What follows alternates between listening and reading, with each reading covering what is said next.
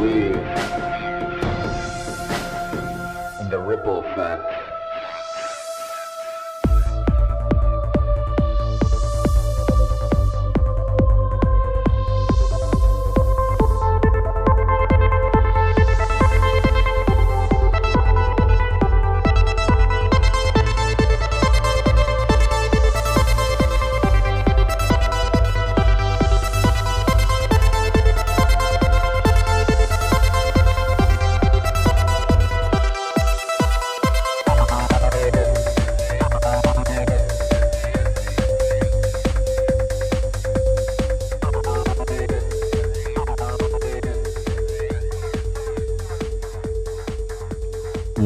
What's up? Another episode of Ripple Effect Podcast. Of course, I'm your host, Ricardo Fernandez, also known as Ricky Fernandez. I still struggle to say my own name sometimes. And an amazing episode for you today. We have Jason Bassler. I'm so happy to have him on because it's been a long time going back and forth, and he's had a reschedule. I've had a reschedule. We probably both have had a reschedule quite a few times, and we finally made it work. He's somebody that I've followed for a long time. He's been on many other shows that I've enjoyed and always enjoy hearing interviews with him on there. And he also has his own podcast called the Free Thought Project Podcast. And that might sound familiar because he is the co-founder of the Free Thought Project. He's also the founder of Police to Police. And he's just a really interesting, fun person to talk to. We get into so many different topics and subjects and, current events, historical events, and everything in between, our own personal philosophies and opinions on what's going on in the world, and just so many different topics. So this will definitely be a thought-provoking conversation that I know you're going to enjoy. And I actually already recorded my next podcast, which I just recorded today, and it was phenomenal with a Operation Fast and Furious whistleblower. So hopefully by the time you're listening to this, that one is almost out. So definitely keep a lookout for that one also. So before I get into this thought-provoking conversation, please let me remind you, this is a value for value show. If you get any value out of the discussions and conversations I bring to you, please consider giving some value back. I know there's some people out there who are doing financially well, who can afford to help the show.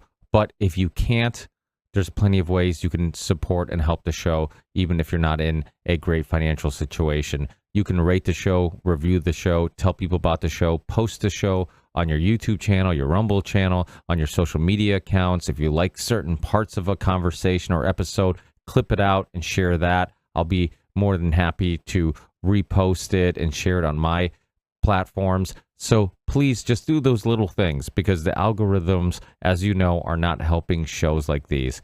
And if you can financially support the show, there's tons of ways you can do so. Also, you can send a one-time donation via Venmo or PayPal or to my crypto wallet. And thank everyone who has done that.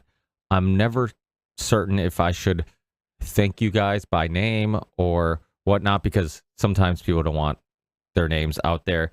But if you ever do want your name out there and you send a large donation and you deserve your name to be shouted out on the show or in the intro, please let me know and I'll be more than happy to do so. And then also we have a Patreon page if you want to support us monthly. And what I try to do, and I attempted to do it on my milestone 500th episode of the Ripple Effect Podcast, is I try to invite my Patreon supporters to a podcast, and I called Ricky Rants with Fans. On my 500th episode, my Patreon supporters actually got the link if they wanted to join us and join myself and all the other guests and friends that join us on that show. So I will be doing those from time to time. If you do want to support us monthly, it doesn't matter how little you can afford to support us monthly. If it was just $1 a month, that's more than enough, because we have tons of downloaders, tons of people who listen to the Ripple Effect Podcast. And if a small percentage of those people donated as little as $1 a month, I could easily do the show full time. And that is the goal. And if you want to contribute to that goal, please try to donate what you can monthly. And we also have a merch store. You can go directly to that merch store by going to the Ripple Effect Podcast merch.com, or you can find the links in the show description or on my website, rippleeffectpodcast.com. But we have hoodies, t-shirts, stickers, mugs, tons of cool stuff, kids' clothes, V-necks. So if you're interested in getting some merch, representing Ripple Effect Podcast at the gym or wherever you go, please check out Ripple Effect Podcast merch.com and get yourself some cool gear and also support a show you enjoy. And then also I have a couple sponsors. I'll try to make this quick because I know these intros sometimes are long. The first sponsor is Content Safe, and Content Safe runs my website. They also sync all my video channels together. So I upload to one location and magically that video, thumbnail, description shows up on all the video channels I'm on. I'm on a bunch of them, and it's just amazing work. It saves you tons of uploading time. So if you're interested in any of these tech services, if you're a streamer, YouTuber, podcaster, check out Matt from Content Safe. Let him know you're a listener of the Ripple Effect Podcast, and he'll definitely take care of you. The next sponsor is my dear friend Richard Groves, the autonomy courses at the University of Reason. The University of Reason has helped tons of people who have been at crossroads in life, and they're just looking for a new journey, looking to learn some new skills, connect with a freedom, liberty-minded community. If this sounds like somebody that you know, or maybe it sounds like yourself, then please consider checking out the University of Reason and the autonomy courses. I think there's a lot of people out there who are looking to do something with purpose and meaning, and I think the University of Reason and the autonomy courses can probably help you out. And Richard Grove, like I said, is a dear friend. He's been on the show a bunch. You can go back and listen to any episodes I've done with him. One of the smartest guys I've ever met, and I think he's really helped a lot of people kind of just find a purpose and meaning in life and get the most out of their own lives. If you're interested in this, please use the link in the show description or on my website so that way you can help yourself and the Ripple Effect Podcast at the same time. And then my last sponsor is one of the few sponsors that I use on a daily basis, and that's Element Electrolytes. There's tons of electrolyte products out there, but they're full of artificial colors, sweeteners. They have sugar, they have carbs, so they'll knock you out of fasting, they'll knock you out of ketosis. If you're looking for something healthy, something that keeps you hydrated, and not just that, it'll keep you hydrated and it'll help you optimize your performance if you're working out, if you're playing sports, or if you do a labor intense job like construction or landscaping or masonry work, anything like that. This is the best product to keep you hydrated, in my opinion. It has the right amount of the electrolytes you need. Many of the electrolyte products out there don't have enough of the electrolytes you need to really prevent cramping and muscle fatigue and mental fatigue or migraines. And that's where Element Electrolytes is different. And if you check out Rob Wolf, who is a past guest of the Ripple Effect Podcast and also has been on all the major podcasts like Joe Rogan and other podcasts that talk about health and nutrition, you'll learn a little bit more about why he came up with this formula specifically and why it really is the superior formula out there if you're looking to optimize your body and mind. He also has chocolate and mocha flavor electrolytes to add in coffee or warm drinks. That way you can stay hydrated while having a warm drink if that's something you're into. You can also use these electrolytes for cocktails. It helps with hangovers. I have friends of mine that I've given Element to for hangover recovery, and it's helped quite a bit. As you know, a lot of your hangover comes from dehydration, so being able to hydrate will definitely minimize your symptoms. And Rob Wolf has a lot more benefits and science on their website, so use the link in the show description or on my website. Get a free gift with every purchase, and when you use that link, also browse around the science on why he formulated Element Electrolytes the way he did. And that's it. Last thing is, let me just tell you, if the audio sounds a little different, it's because I use a Zoom audio recording for this specific episode. For some reason, I was having some tech issues. The microphone was acting up a little bit. Pro Tools was stopping out of nowhere and some other little issues. So instead of going in and trying to figure out how to fix all these issues and paste everything together and hold up this show even more than I have to, I think the Zoom audio recording is actually pretty good. So hopefully it doesn't get in the way of you guys enjoying this episode. Enjoy this amazing conversation, and I'll talk to you guys in the next one. Peace.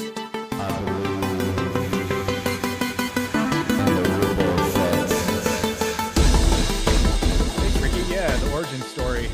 Well, yeah, I grew up in the Bay Area, California, predominantly known as like a very liberal area. And my parents were never into politics. My parents never talked about politics. It was not something that my family or friends discussed. So growing up, I just thought, hey, I'm a Democrat. I hate Republicans. Republicans are bad. They started the Iraq War. The George W. Bush could barely form a sentence. Ironically enough, Biden's in that same camp now. And I never really explored my intellectual or political foundation until right around the years of the Occupy Wall Street movement. And I'm not sure how far you go back. I think you've been around for a long time, but for those who maybe are a little bit newer in this arena, in this world, the Occupy Wall Street movement was back in 2011. And it was predominantly this like movement from the left, basically protesting against the big banks. It was shortly after the '08 bailouts. So a lot of people were frustrated about the billions of dollars funneled to the banks. And the right around that same time was doing their Tea Party tax protests. So there was like this conglomeration of this movement that was known as Occupy Wall Street from mostly the left, but a little from the right, of people who were occupying Wall Street, as the name says, banks, any type of financial institutions, any type of really authoritative building structures. And this at the time in 2011, I guess was like the paramount of exactly what was like, I guess, envisioned as being part of the new revolution. Of course, now looking back in hindsight, occupying buildings isn't really that significant or powerful, but at the time it seemed like it was something that had a lot of momentum. So that definitely inspired me. Around that same time, I had just bought an iPad that had just come out, I think a year or two prior. So a bit of a tech guy. So I was interested. I had the iPad with me wherever I went, and I started watching a lot more YouTube. And I was realizing that through social media, through Facebook, through Twitter, and YouTube, there was this movement, this organic movement growing from the people on the ground protesting these big major institutions. And that had a huge part in kind of formulating my own momentum getting into this world. Now, prior to that, I already did some stuff. I guess, what I consider an activist. I lived in San Francisco for a period of time, so I was protesting the Iraq wars. I was down in the streets doing that. Prior to that, I was involved with a few other things, probably nothing really worth noting. But once I realized that I had this iPad and the internet and all this information basically at my fingertips, you know what they say is, in the age of information, ignorance is a choice. So I basically made the choice to start educating myself and absorbing as much information as I could. Now, you got to remember, Ricky, this was back in what a lot of people now are referring to the social media golden age, right? So there was hardly any censorship. There's hardly any throttling, any of that kind of stuff. So the information flow was actually very apparent. It was very readily available.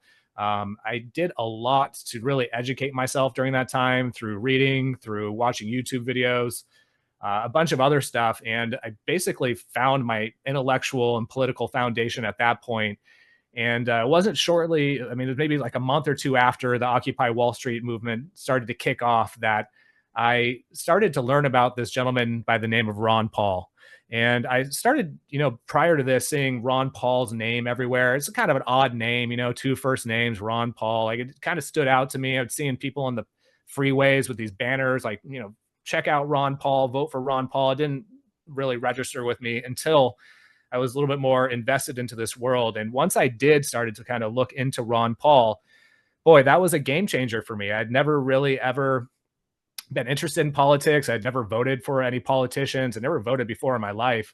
And all of a sudden, I'm watching this man on TV during these debates, the 2012 debates, and he's basically saying everything I wanted to hear. I all of a sudden was like resonating with this guy. He was speaking sense and common knowledge and common sense to me, unlike these politicians who talked in circles and platitudes. And so I immediately became a Ron Paul fanboy, and I'm not ashamed to admit that whatsoever.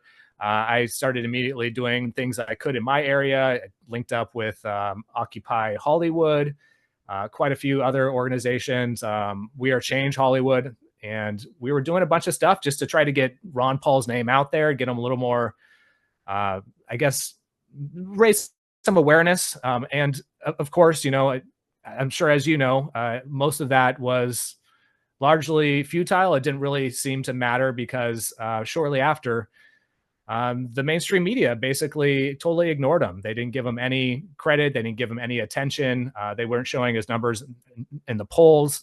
So that was kind of when I realized that I needed to get into the world of online activism, social media activism, journalism. And about a year later in 2013, I created with my co-founder and business partner and friend, Matt Agarist, we created the Free Thought Project. Now, I should probably back up a little bit. A year before that, in 2012, I also created the online police accountability organization, Police the Police, which is basically just an archive to document police brutality, police misconduct, police abuse of authority. And that started to take off pretty quickly. And you got to remember also, Ricky, this was before Black Lives Matter. There wasn't a lot of police accountability representation online. And if there was, it was mostly kind of left leaning cops, groups like Cop Watch.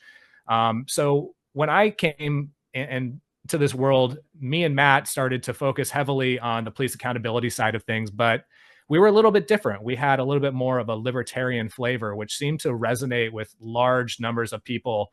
And shortly thereafter, we were seeing huge growth. We were seeing huge numbers. We created the website, the Free Thought Project. We started building a team of writers. Eventually, that peaked at about 7 writers.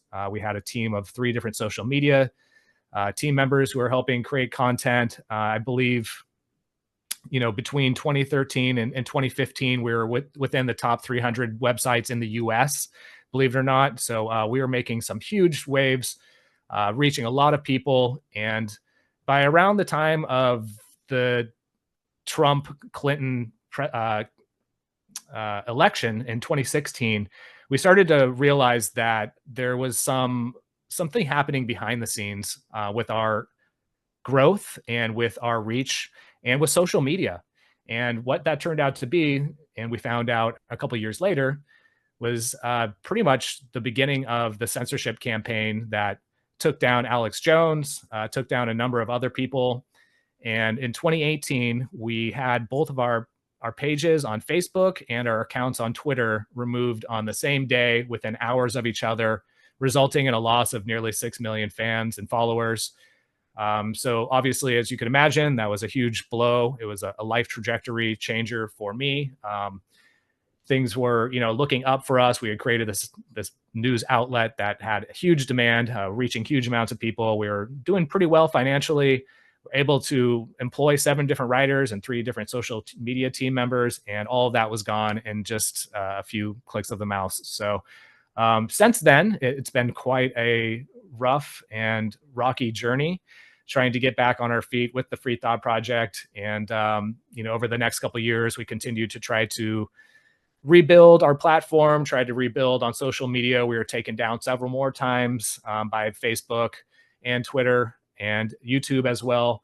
So it's been quite a journey. To catch you up, more recently, we are still with the Free Thought Project. We're still producing content. It's a shell of what it once was, unfortunately. I hate to say it, but with all the efforts that we put in, it just didn't transpire. Nothing really came to fruition, and we weren't able to really get back on our feet financially. So we've kind of had to shift and move to different directions. Now I'm still doing this type of work, journalism. I'm still doing my own public, personal influencer, or whatever you want to call it, stuff on Twitter. And I'm still putting out the information in the posts, but things have changed considerably for me. And it's not my full-time gig anymore with the Free Thought Project. So I'm still within this scene. I'm still within this movement. I'm still helping other organizations and stuff, but it's been quite a journey. And I'd love to share anything else if you have any more questions about it. But I think that encapsulates most of what happened over the last 10 years or so. Have you thought about starting a podcast and kind of doing that full time as like a easier way to get the information out there? People can listen to you weekly or whatever it may be, and you can highlight the stories that you find most important. Absolutely, brother. Yeah, we did that. I think that's how we followed up being banned from all these social media platforms. I think within the next month or so, we had started a podcast. And since then, we've had, geez, I don't know, I think around 150 episodes. For the first couple of years, things slowed down. We were still trying to get on our feet. We didn't spend a lot of time building out the podcast, but over the past 2 years, we're doing them once a week now. So yeah, definitely check that out. thefreethoughtproject.com. At the top there's a tab for our podcast. We've had so many great guests. I can't even begin to name all of them. I mean, we had Ben Swan a couple months ago. We had Tom Woods. We had Dr. Robert Malone, Dr. Ron Paul. We've had a bunch of great guests on. So yeah, I'd highly urge your listeners to check out our podcast as well. I think there'd be something for everybody in there. Yeah, the thing about getting kicked off YouTube that I experienced, and this is the thing that like drives me the most nuts, is that there's people like you putting out good information. The market wants it, right? Like people were going to the website, people wanted the content, and they completely make a level playing field unlevel.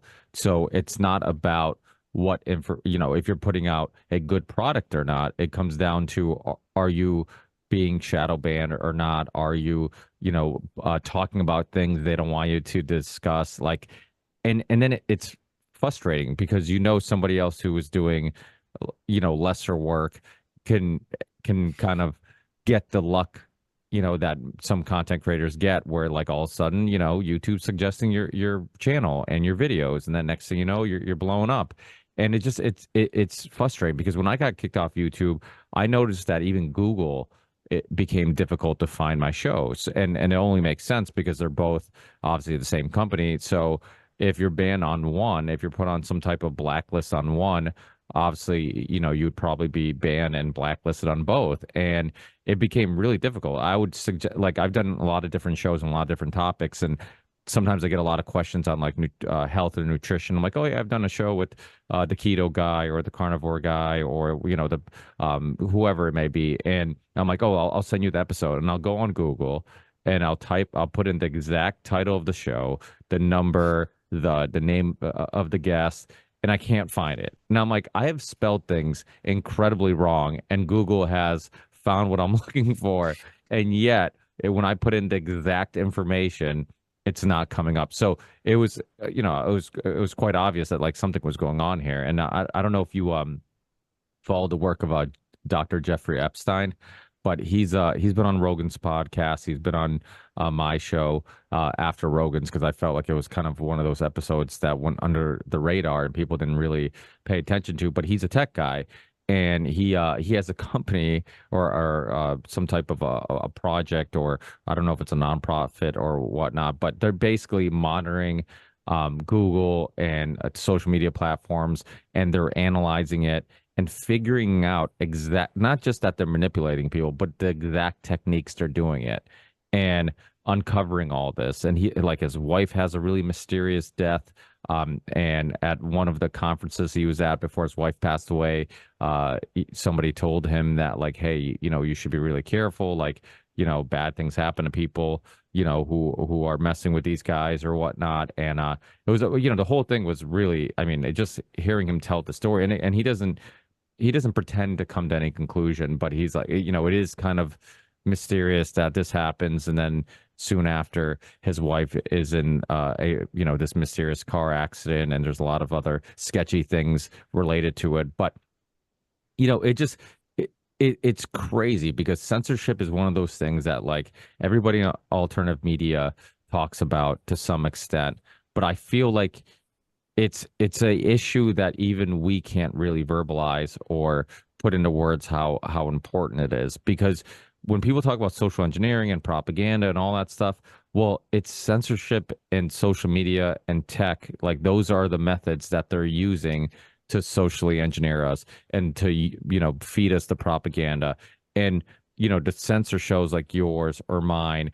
And people are only, like I say on the show all the time, like, people are only as good as the information they have access to. If you don't have good information, then your decision is going to be based on, and your perspectives are going to be based on this bad information, or this information that has some type of agenda behind it. And then, when COVID happens and you're trying to convince people that we're all being lied to, and then they're like, okay, Ricky's telling me all this information. Let me look some of this stuff up. And then they can't find it. I look like a crazy person, right? And it's like, Right. well, no, apparently he's wrong because I can't find any cases of adverse reactions, or I can't find any cases of this or that, or all case mortality's going up or whatever. Like, so it's such a important issue, and then it ends up, it's heartbreaking to hear that the Free Thought Project, because I remember following your work at one point, and I remember you doing interviews on some big shows, and you talking about like just how the growth was just like blowing up, how the amount of traffic you get on the website, and out of nowhere, like you said, it just completely changes your life. And the worst part is you have no control over it. You can't even say like, hey, it's my fault for being lazy, or it's my fault not for not putting out better content, or it's my fault for not being as active. You did everything right, and they're just like, nope, too bad. And I'm sure that's got to be heartbreaking from your perspective.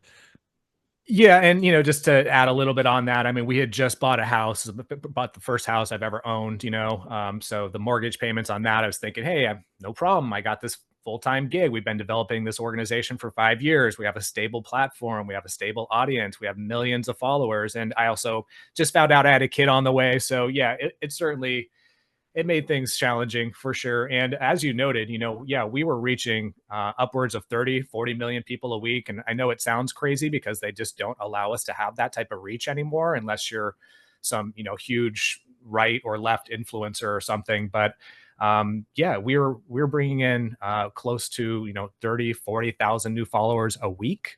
I have the screenshots to prove all this stuff. I know, again, it sounds crazy, but absolutely. And I guess now, when we look at things like the Twitter files, it makes sense. It makes sense that there was this coordinated campaign to silence organizations like ours because we basically were outperforming the mainstream media.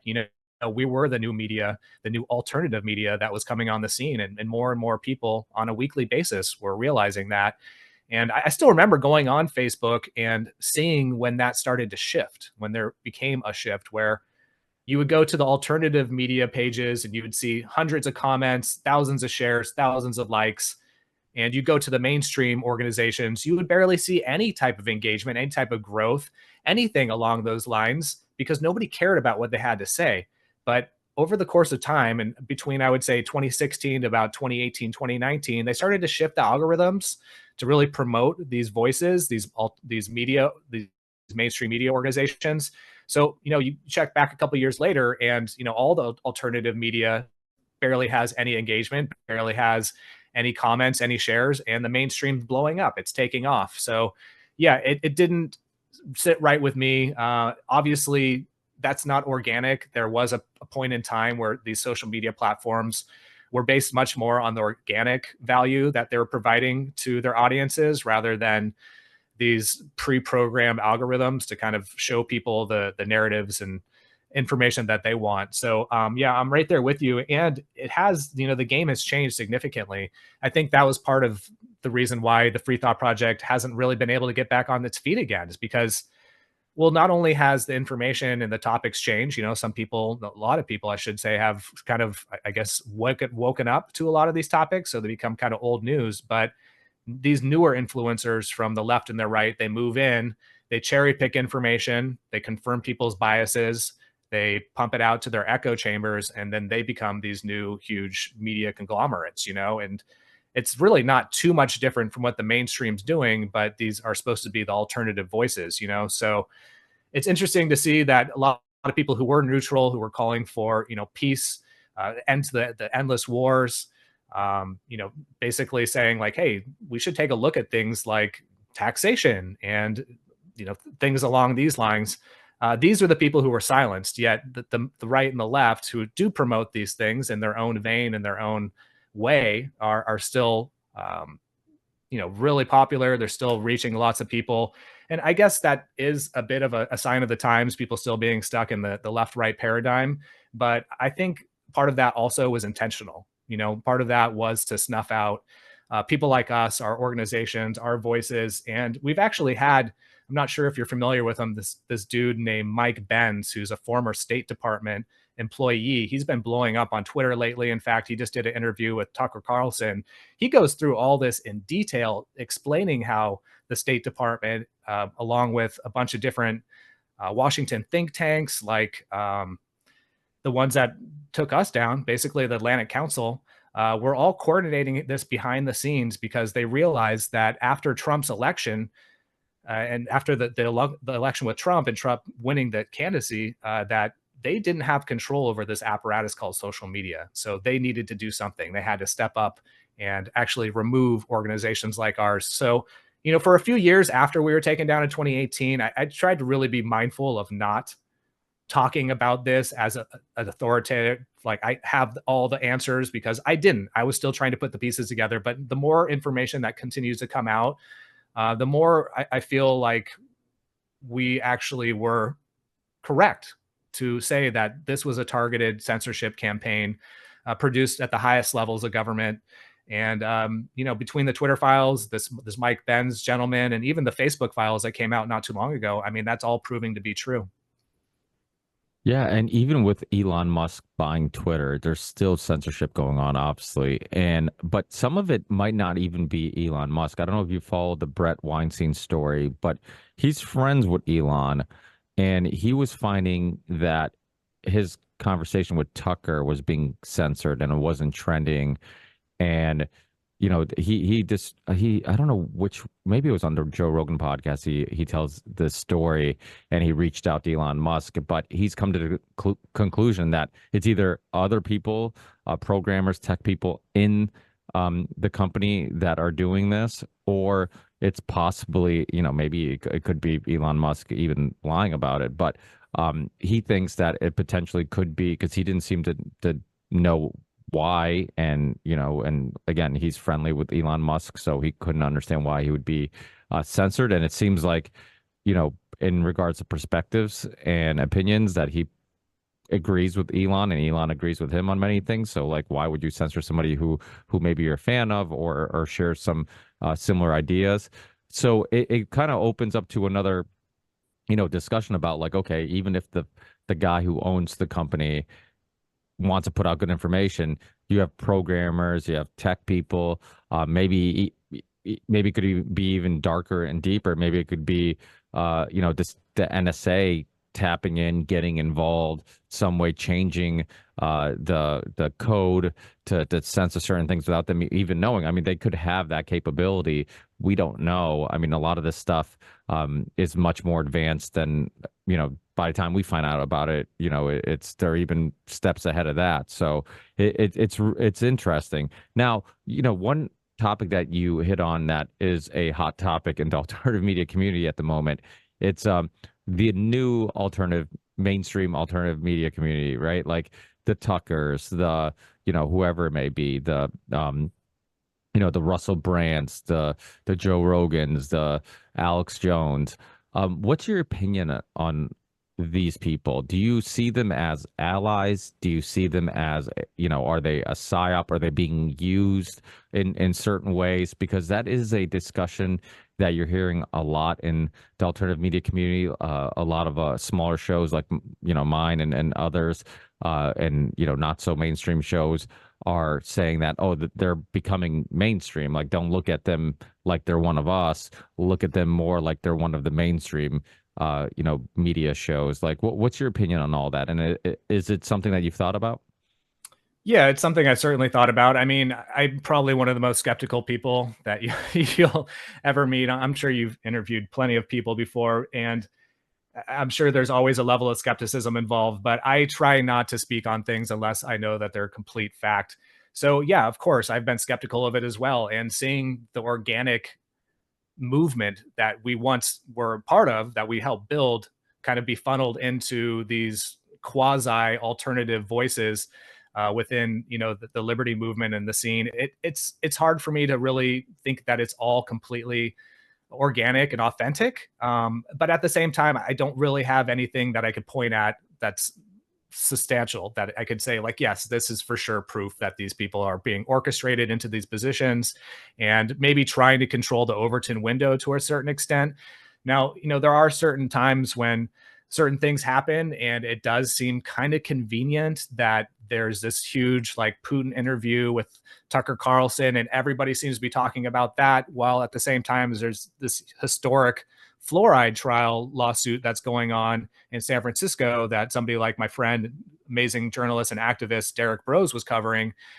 So that, to me, I mean, there are little red flags here and there.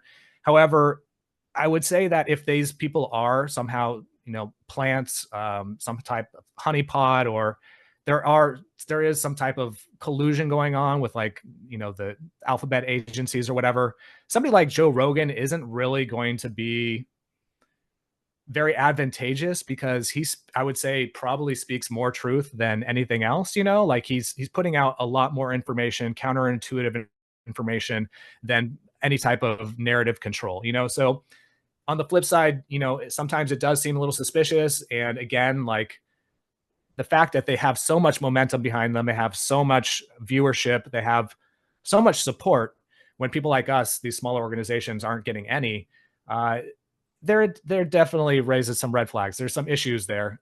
So I can't say definitively either one way. I think it's important to remain skeptical. I think it's important to not dismiss the people who are so far down the rabbit hole, the conspiracy theorists that do suggest that somebody like Rogan or Tucker, Tucker himself has family relations to the CIA.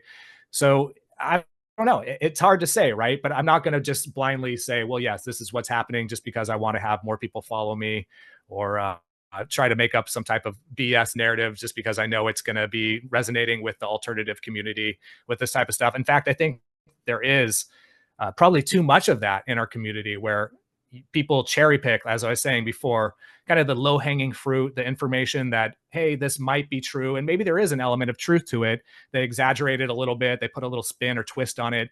And next thing you know, their article or their website or their page is blowing up because, well, it's not exactly factual. It's not exactly legit, but at the same time, it has this kind of spicy spin to it. And so people gravitate towards it. So I can't say either way, my friend, but I think that's an important question to ask. And I think we should all remain skeptical.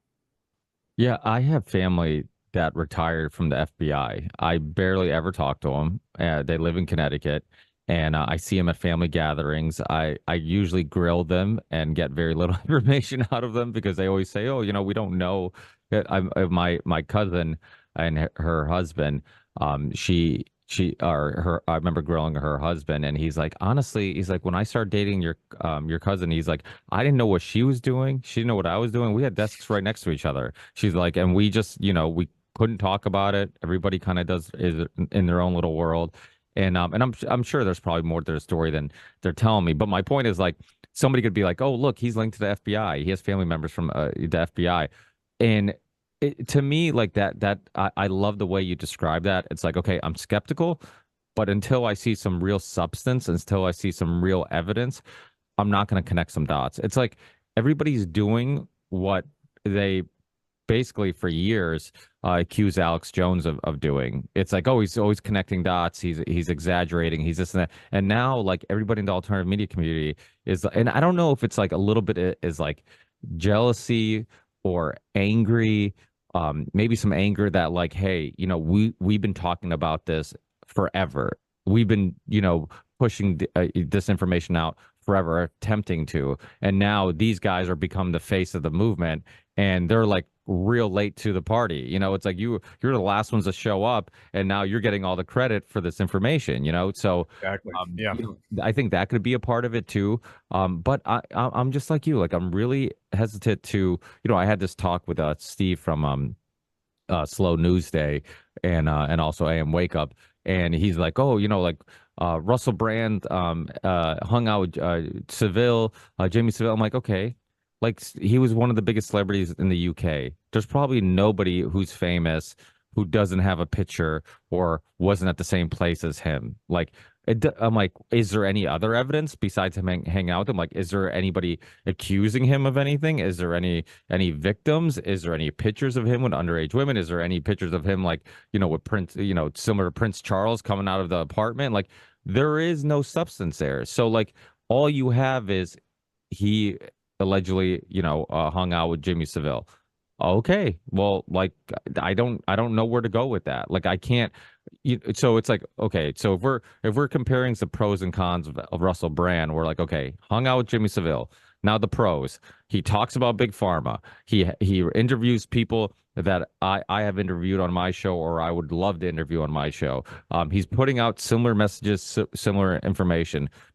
I'm just not ready to completely disregard all that for this one little it's like Robert Malone. You get people in the alternative media community who's like, you've spoken to him, like, hey, he's CIA. Like, why would you have this guy on? And I'm like, he's been in, government. Yeah, he has links to government agencies or whatnot, but that's because he wasn't a politician. Like his work was science, vaccines, mRNA technology. Like that was his work. And when you do that, guess what? I have links to government contracts.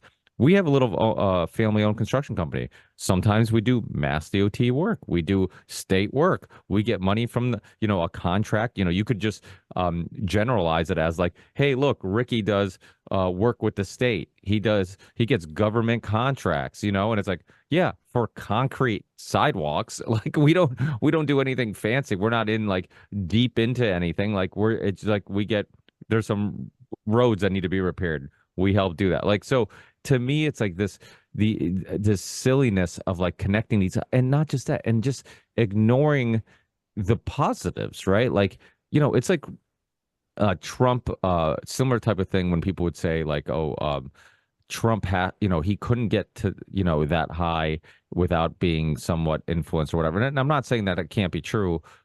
There's some things that Trump does that I'm like, holy shit, he's the first president to ever publicly, admit that or say that or push back against that.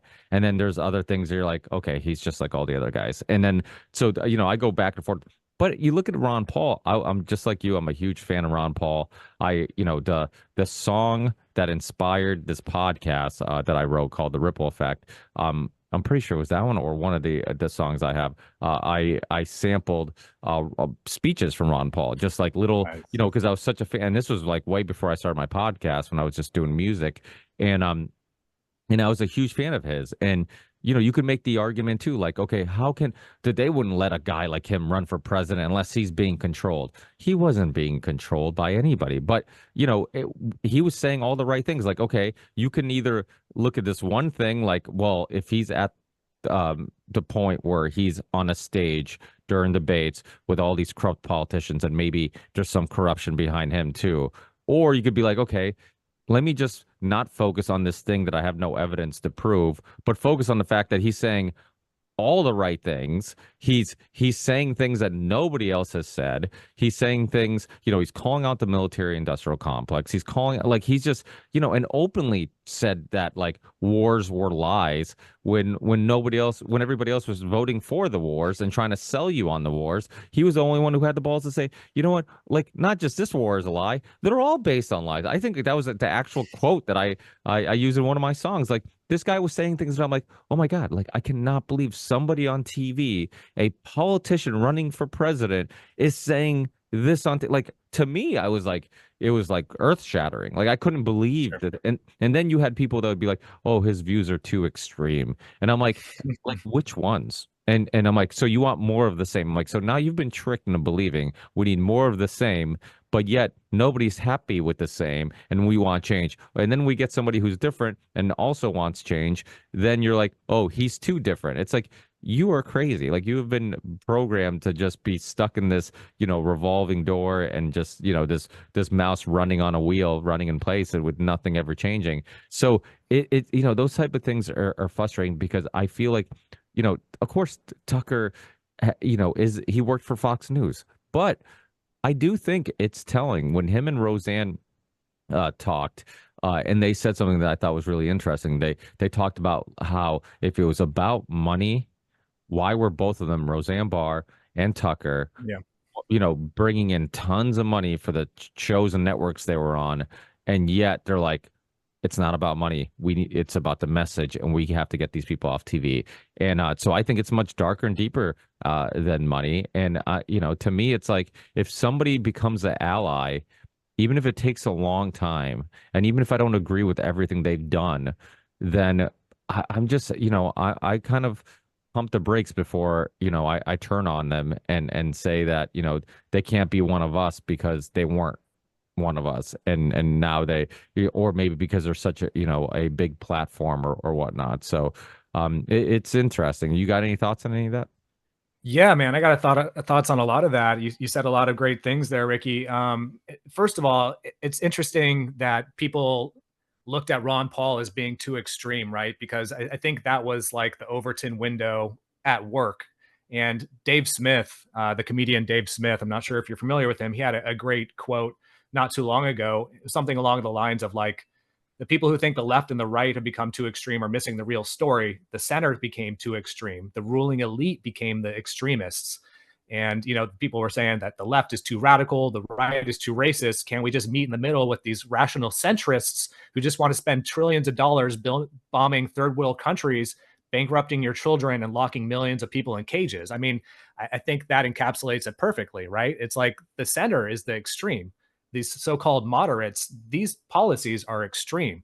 So to me, Ron Paul saying we need to abolish the Department of Education, I'm sure back in 2012 did sound a little crazy to people, but we've come so far since then, especially after the COVID experience and the COVID regimes across the world. I think a lot of people are starting to realize that Ron Paul was way more rational, way too ahead of the curve for his own good back in 2012, 10 years prior to COVID. So, but you did say a lot there. And one of the things I was going to mention and play devil's advocate here a little bit is, somebody examining a picture of Russell Brand and Jimmy Savile.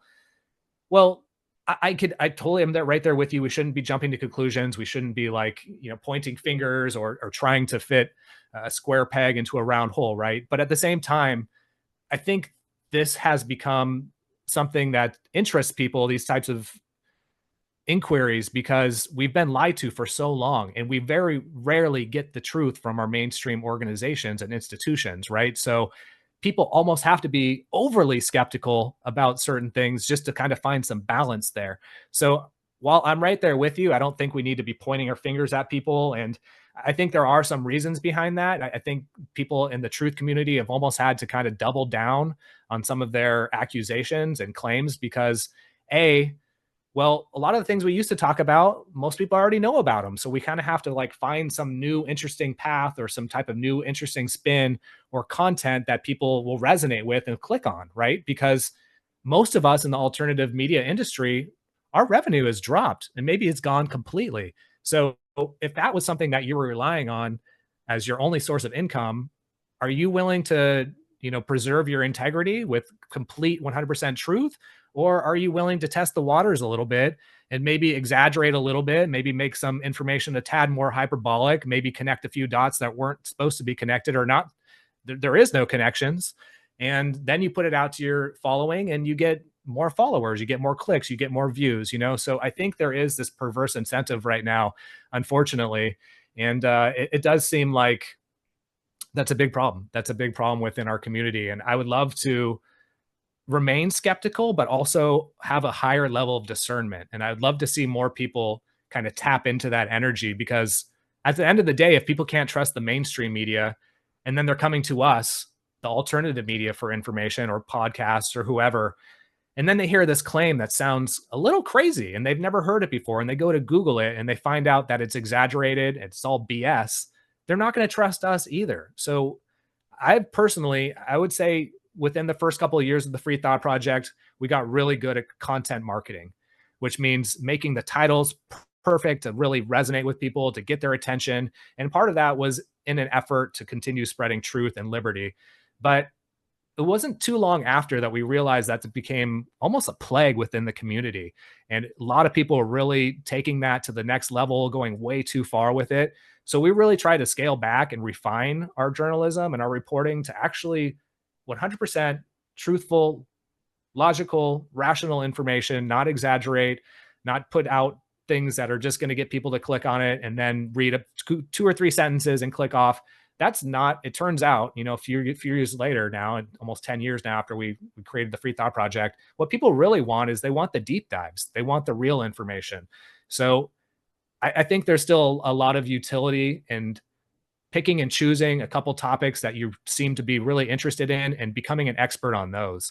And I don't think there's enough people doing that. I think there's a handful of people who are an inch deep and a mile wide, right? They'll cover anything as long as they know there's some type of virality to it, and it'll get them more clicks and more views. So hopefully we could start to shift back in the right direction. But with the social media algorithms, I don't know if that's possible right now. Yeah, you made some really valid points. I mean, I am similar to yourself, very skeptical. Like if somebody told me that, hey, there's some text messages, screenshots, some emails that came out, some recorded conversations between Rogan or Russell Brand or whoever and like some government official, that sounds pretty just interesting and could mean something, that maybe they are being influenced or there's some outside agenda going on. Yeah, it wouldn't be hard for me to believe at all. I'm very, very skeptical. I mean, I've had just so many people from so many different perspectives on the show because I'm so skeptical that I'm like, okay, I agree with this person's ideas, but I kind of want to talk to the person who has different ideas because I'm skeptical of like, did I come to this conclusion, organically, or was I influenced by other things? What, have I explored all the other conflicting ideas? Like I try to be really honest with that. And I also try to make sure that I don't look for the outcome I want, right? Like, okay, Yeah. I'm really skeptical. I think everything's a lie. I think everything's a psyop, which in most cases is probably true, but it doesn't mean that like I'm going to jump to that conclusion, or maybe I can jump to that conclusion, but I'm not going to say like, okay, like this is where I think I am, but I'm not going to say it with certainty unless Yeah. there's reason to be certain of it. And that's the part of it. It's like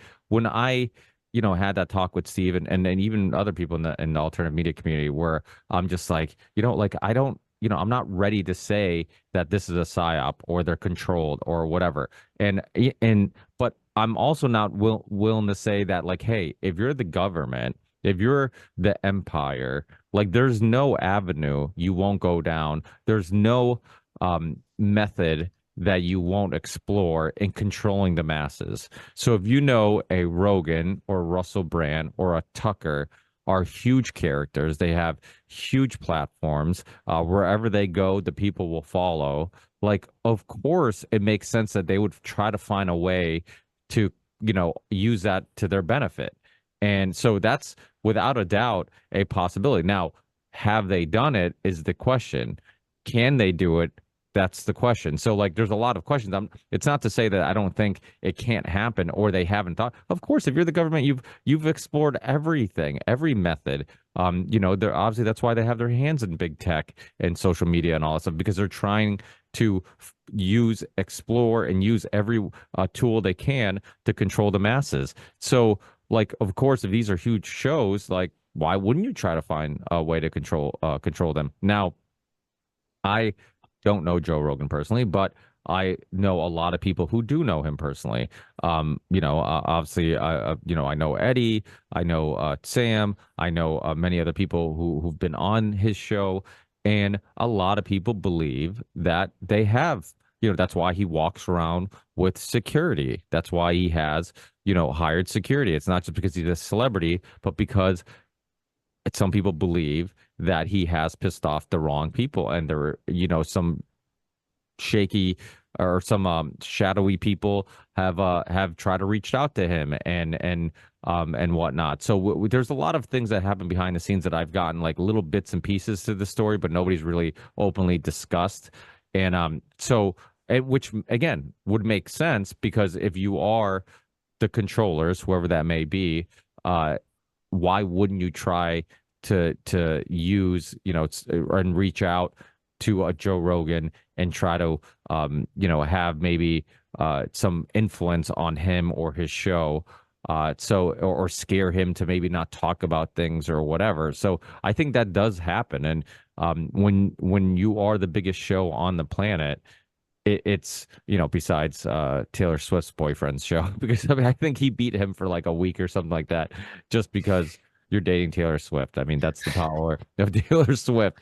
But it's it's pretty wild. So yeah, I'm definitely with you. Like I am skeptical of everything. I mean, that's why I was a fan of Dr. Tom Cowan way before COVID happened. I remember first running into his work. I believe it was on the Ben Greenfield show, and he just had this crazy, like just understanding and perspective on like the way we looked at the universe and reality, and and the intelligence of everything that's on this planet, and, including water and all these other really interesting theories he has. And I'm just like, wow, this is so fascinating. And I'm like, let me explore that, because it's like I never want to plant my flag anywhere. I'm always open to Yeah. kind of relocating the flag and exploring new territory and new lands. And so that's really important. But I do think, I again, like Ryan from Last American Vagabonds, another one that every time we get together, we always like, and again, it's friendly debate, but we'll debate this because he is super skeptical of everything, just like the rest of us. But I always try to like, get the point across. I'm like, okay, be skeptical, but don't be so skeptical that you're coming to the conclusions because you're already convinced that everything is a lie. Like, let the evidence bring you there if you can. But we're human, so we are going to make mistakes in the journey of figuring things out. Absolutely. And I think inherently we want our own biases confirmed, right? So, but if you're aware of that, and if you know that's part of human consciousness, then you have a safeguard against it, right? So I think that's important. And big shout out to Ryan. I love Ryan. He's a great guy. I'm actually working for him part time, making a little content, part of his shows, and trying to help him out a little bit. He's helping me out. But yeah, I'm right there with you. I think we need to continue climbing the mountain of enlightenment, right? Like never plant your flag in just one spot, believing that you know it all. Like that's part of this work. I think the people in the community who are the most influential, the most successful, and I'm not talking about the mainstream alternative here. I'm talking about the pure organic alternative. Those are the people who do continue questioning everything, right? They don't have a solid base when it comes to their basis of belief. And while I think it's important to have that when it comes to principle, I think it's important to also remain skeptical about a lot of these things. And I'm right there with you. I'm connecting the dots in my own head, and I'm trying to make sense of a lot of these things. I might pick up a little piece of information and just put that in the memory bank, and then if and when the puzzle pieces do start to connect and you do have enough information that you could actually objectively and logically verify this stuff and put it out to the public, that's when you're going to see some of your best work surface, but at the same time, I have a hard time, and I really, it's problematic. I think this is one of the biggest parts of our community that we could work on. And again, I think there are perverse incentives. So I don't know if it's something that will ever just be fixed on its own.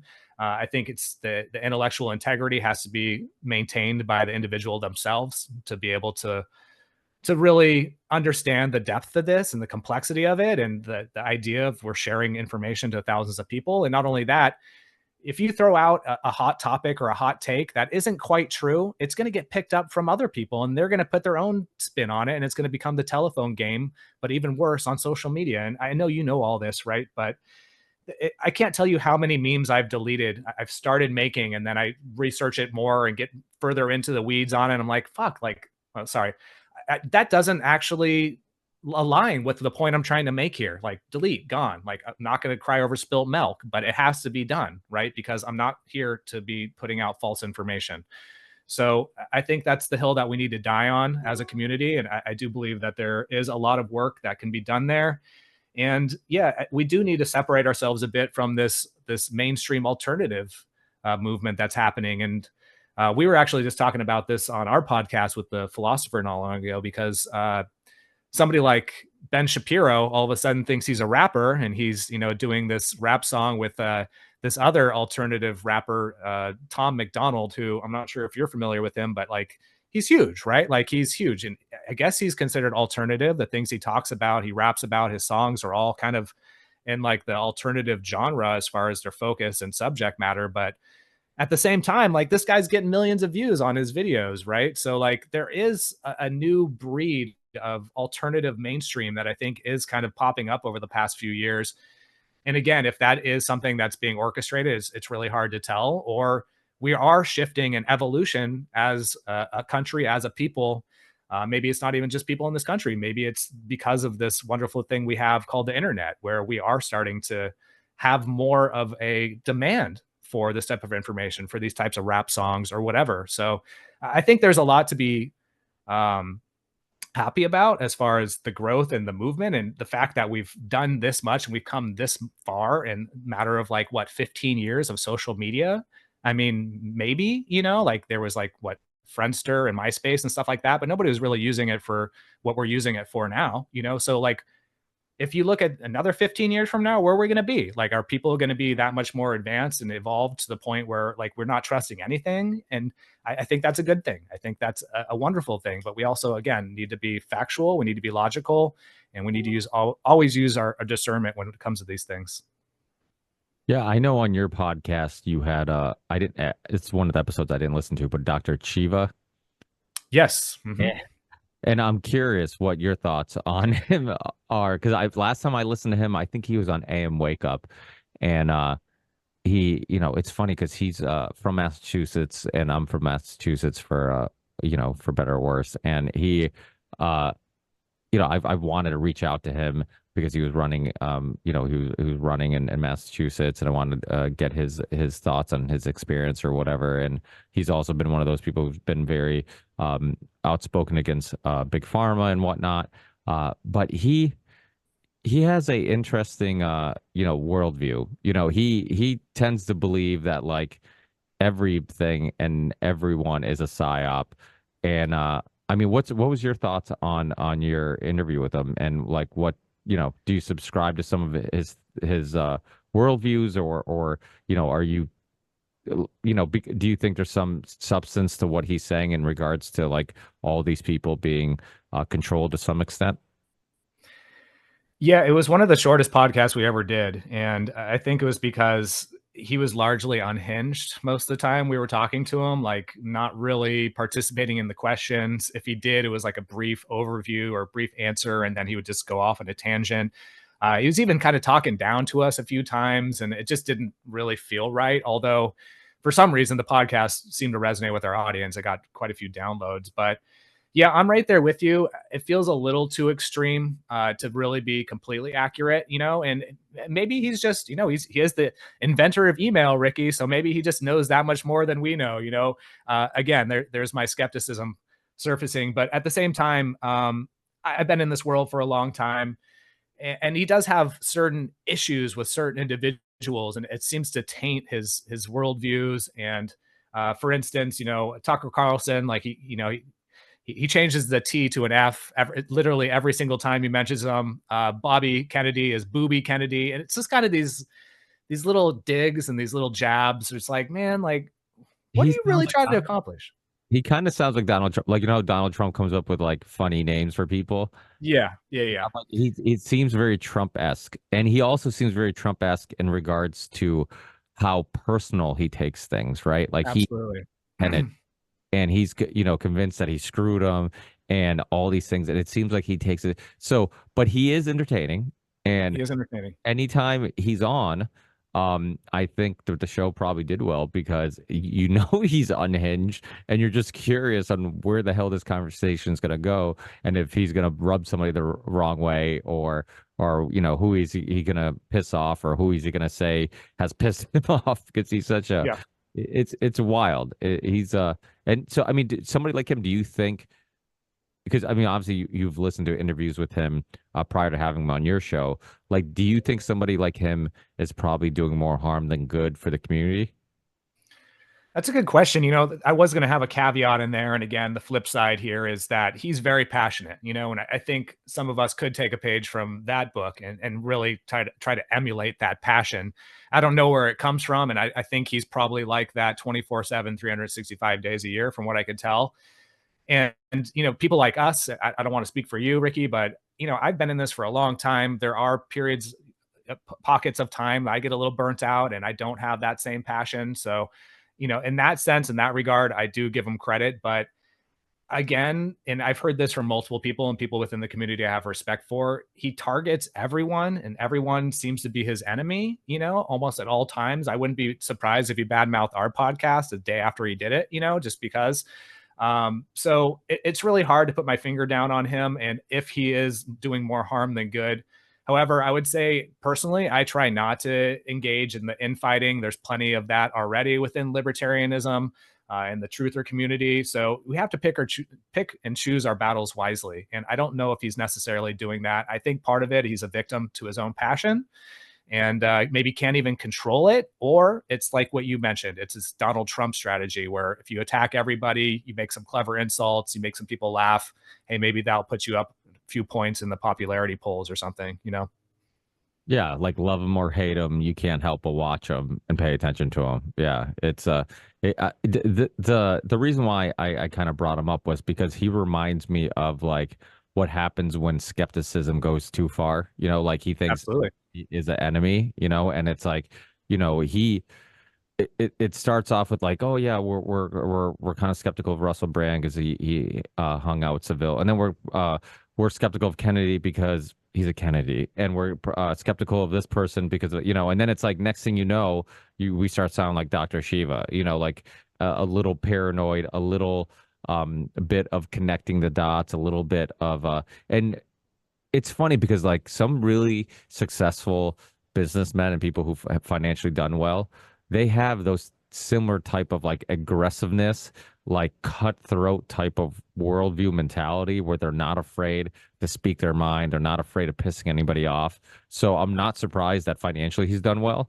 but I think Sure. in the truth, you know, a world where we're really, you know, we're not trying to pick teams, we're not trying to, you know, push a worldview on anybody. We're honestly just on this journey of like connecting the dots and gathering puzzle pieces to try to figure out the picture of life. Like, you know, to me, like it almost becomes counterproductive, you know, doing all that and calling everybody a enemy.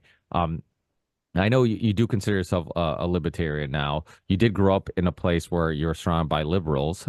So, how did you go from liberal to libertarian? And was it just Ron Paul that kind of like this makes way more sense than what everybody else around me is saying? Or, you know, what was it? Was it a personal experience? Was it gradual? Was it, you know, maybe Ron Paul kind of planted the seed and other people came about like a Dave Smith and many others who are Scott Horton, which I know has also been on your show and been on my show a bunch. And you know, Clint Russell obviously is doing great work too. And there's a lot of just great libertarians out there. But was there other libertarians that you kind of got exposed to afterwards that kind of really made you want to adopt this worldview? Yeah, it mostly was Ron Paul. You know, I happened to also get a good dose of the truth community as well around that same time. So somebody like Mark Passio, I'm not sure if you're familiar with him, Larkin Rose, they were both introduced to me around the same time as Ron Paul as well. So, you know, I don't think Mark Passio considers himself an anarcho-capitalist or a libertarian, but a lot of what he espouses very much aligns with that. So luckily for me, I wasn't necessarily pigeoned into just specifically libertarianism and especially not like the big L, like party libertarian. Although, you know, I do support that cause as well, even though it's a mess. But um, Ron Paul was a big element of understanding the principles of libertarianism. And for me, those have been immutable and those are something that I could probably argue to the death. I feel like I have a good enough understanding now after reading Rothbard, some Hans Hermann Hoppe, quite a few other people. Geez, yeah, the books are endless for sure, but it kind of all formulated the foundation for my own intellectual and ideological understanding. And to this day, I still believe that libertarianism and specifically anarcho-capitalism is the most intellectually, logically, and morally consistent ideologic ideology that we can participate in. I couldn't tell you anything else that really aligns with principle, consistency. I mean, there isn't any. There isn't any political party. There isn't any other ideology. And again, I'd be happy to discuss this more, but to me, that's what we're sorely needing, and it's what's totally missing from politics is principle. So to me, the first principles are everything, and that's primarily why I find myself to be a libertarian anarchist. Yeah, one thing I loved about Ron Paul, and I noticed right away about with Ron Paul was he was very honest to his principles, and I remember when talking about abortions, for example, people were, I think he was asked, like, would you ever make it illegal? And then, but he stuck to his principle. He's like, no, I would never use government to make something like that illegal. And I'm like, exactly. I'm like, he's like the only politician that's logically, consistent. And, Yep, yep. I'm like that. He's absolutely right. Like, if you are true to libertarian, philosophy, like the path to fight abortion, if you're anti-abortion, is to give people information, share your ideas, share your opinions on it, and then let them have the freedom though to make those decisions. So, without a doubt, I think that is what's missing in the world today. Absolutely, brother. Well, we can't forget too, Ron Paul did deliver over 4,000 babies as his time as a doctor, including the artist and singer, the late Selena, which is interesting. But yeah, I'm right there with you. I believe that's what separates us from everybody else, the right, the left. I don't think if you spoke to a leftist or a socialist, they could even give you three principles that their ideological foundation is based upon. Like they just don't have it. It's more of a social club, right? It's more of like platitudes. And same with the right to a certain extent, the flag waving, the nationalism. And of course, we do align a little bit more with the right than we do with the left because we believe in individual rights and private property. And so we have that kinship, I guess, with the right, but they're still not consistent on most things. And we see that over and over again. We saw that with the Fourth Amendment, with the drug war, over and over again. I mean, now the support for Israel, even though they were bad mouthing all the billions of dollars being sent to Ukraine, but a few $1 billion to Israel is totally fine. So there isn't a lot of logical consistency there. And again, like if we're trying to draw people in to this type of information, like they're going to be confused if they see these conflicting points over and over again from the right and the left. So I truly believe that's one of the strongest aspects, elements that we have within our camp is that we have these principles, and not only that, we could defend them to the death. I mean, we have them. We have the theory, we have the blueprints for what a better society in future could look like through voluntarism, and I could explain that all day to people. Now if I ask a socialist, like, what do we do to improve society? Well, we defund the cops. We make things more equal in society. I mean, they have all these platitudes, but they can't really point to their foundation of principle. And so to me, that's absolutely the most important thing that we're doing here. And yeah, that's, learn your principles, guys. Stick to your guns. That's going to be the best way to win these arguments and win these online debates. And not only that, it's not about winning them, right? It's just about being consistent. It's about being consistent in our messaging and our principles and our beliefs.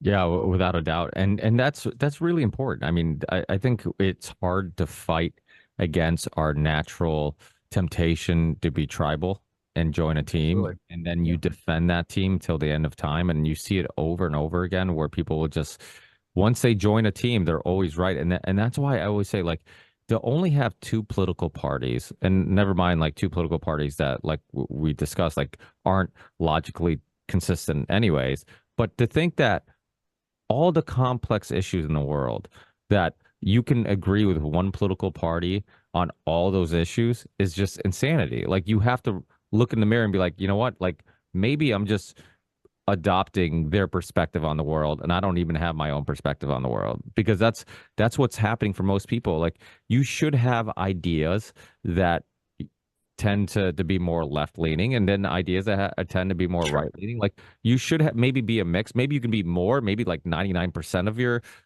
ideas are more right leaning, but like, to only have two in Europe and other countries, I mean, there's multiple political parties, and that makes more sense. And I think that it's just easier. Do you think it's easier to just divide and conquer if you just kind of keep two political parties, always just have two that you can control, dumb it down to like just two options, make people think they have an option because they at least have two, and then that way you can kind of control the masses a little easier. Absolutely. Yeah. I mean, I think that's primarily it in a nutshell. And, it works. It works consistently. I mean, again, the right has their base, the left has their base. And that's where a lot of the big money is. If you notice that there isn't a lot of big money in the middle, for moderates and even for libertarians, people like ourselves, like there's not a lot of spending. There isn't a lot of support when it comes to financial support within our community. So that's exactly it. And I think it's easier to co-op. I think it's easier to keep opinions and narratives within the Overton window. And therefore, it's just the dueling parties, the uni party, until the wheels fall off, basically. So yeah, I don't think there's much disagreement there. I think that's becoming more and more apparent within society as well. And in fact, I mentioned I'm working with a few different organizations now. One of them is called Free and Equal Elections. And although I am an anarcho-capitalist and I don't necessarily believe in voting on a federal level, I'm one of those people who are like, hey, every opportunity we can, like, let's try everything we can. So there are still people out there who do believe in voting, who still believe in democracy. So what this organization, Free and Equal Elections, does is they host debates for independent candidates, third party candidates, and give them a voice and a platform so they could actually be seen by the general public and a lot of these normies who still do believe in voting. And even if they don't necessarily adopt the libertarian principles I was just speaking so highly of, at least they realize there's other options out there. We're not confined to the uniparty. We're not confined to the Donald Trump and Joe Biden show. And at least there's a little glimmer of hope out there. And maybe by facilitating that process and giving them these options to vote third party or independent, hey, maybe this time that's what they do. But next time they realize, hey, just like I did, voting for Ron Paul got me nowhere. It got me nowhere. He was silenced by the mainstream media. They're not going to give attention to these people who are controversial, as we were just talking about. So what's my next plan of action? What's my next path?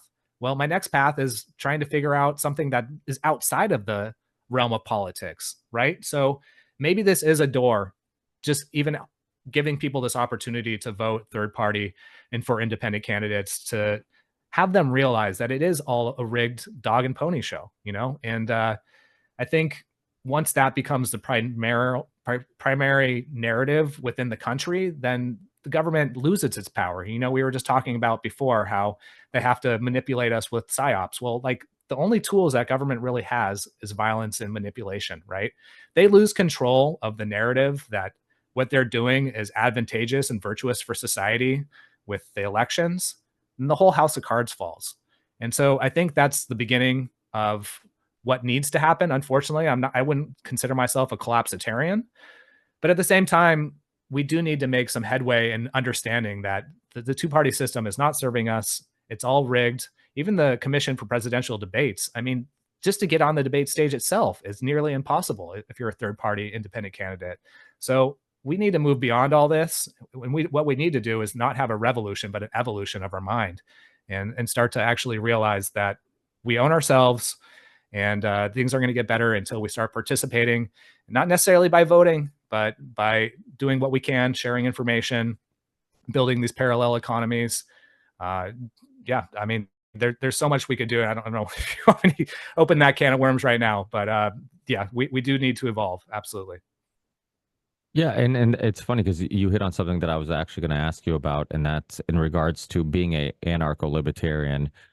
Well, what is your opinion on the... Oops, is my microphone working? Can you hear me? Yeah. Okay. What is your opinion on the Libertarian Party organizing and basically becoming almost similar to the other parties? Like, do you have a problem with like having a organized party that's gonna participate in government and that type of thing, or does that go against some of your worldview and ideologies? Principally, yeah, I would say I think there's utility in voting locally, but federally, it's not going to produce any valid results for our mindset, our people, our beliefs. So yeah, I don't know. I certainly think that we need to support the Libertarian Party. I think the problem is that they tried to water down the messaging and try to appeal to a little too far center in the middle of what these voters what they thought was what they wanted. And I don't know if you how close you pay attention to the Libertarian Party, like news and drama and everything, but in June 2022, the Mises uh, caucus took over the Libertarian Party more or less. So things have shifted since then, and I think they have produced a little bit different messaging compared to the old regime that was in there. And I think what a lot of people had an issue was is that they were trying to go a little too social justice, like they were trying to appeal a little too much to the moderates and to the left with some of the topics they were speaking about, some of the issues that they were commenting on. So I think that what the Mises Caucus has done correctly is they've kind of recentered it back to focusing on the principles. And right now, culture is downstream from politics. So if we're not mindful of, how we're engaging in the culture wars, if we're not producing a consistent message for libertarians that represent libertarians, then again, I think we're just going to kind of get lost in the mix. It's going to be watered down. And I think that's the biggest problem that happened with the Libertarian Party for quite a few years there. And I think it lost a lot of momentum and support. So what the Mises Caucus is doing now seems to be heading in the right direction. Now, of course, that depends on who you ask. There were some of the old regime libertarians who think that the Mises Caucus is going too far by speaking about some of the things that they do and being kind of very consistent on their messaging of principle. But I don't know. I believe it's the right way to go. I think, again, that's what separates us from all these other political parties. And that's kind of our strongest aspect and element to what we're trying to do. Now, as a parent, how has that strengthened your libertarian, anarcho-libertarian views of the world? How so? What do you mean? Like you know how that saying, like when you're young, if you're not a liberal when you're young, you don't have a heart. If you're not a conservative when you're old, you don't have a brain.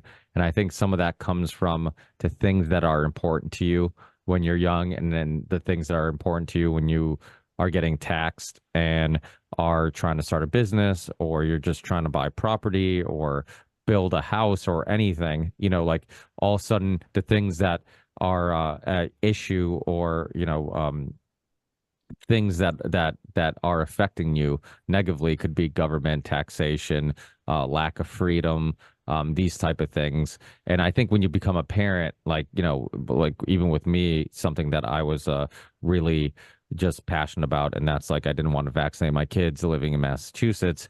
Now you have to deal with the government. Like, okay, this is my worldview. I think that if they have healthy immune systems, if they have healthy parents who, then they'll be okay. Their immune system and Mother Nature will take care of itself. And instead of feeding your kids McDonald's and Burger King every day, and then thinking that a vaccine is going to save them from getting sick when they're way overweight and unhealthy, and they don't exercise, and they stare at a tablet screen all day.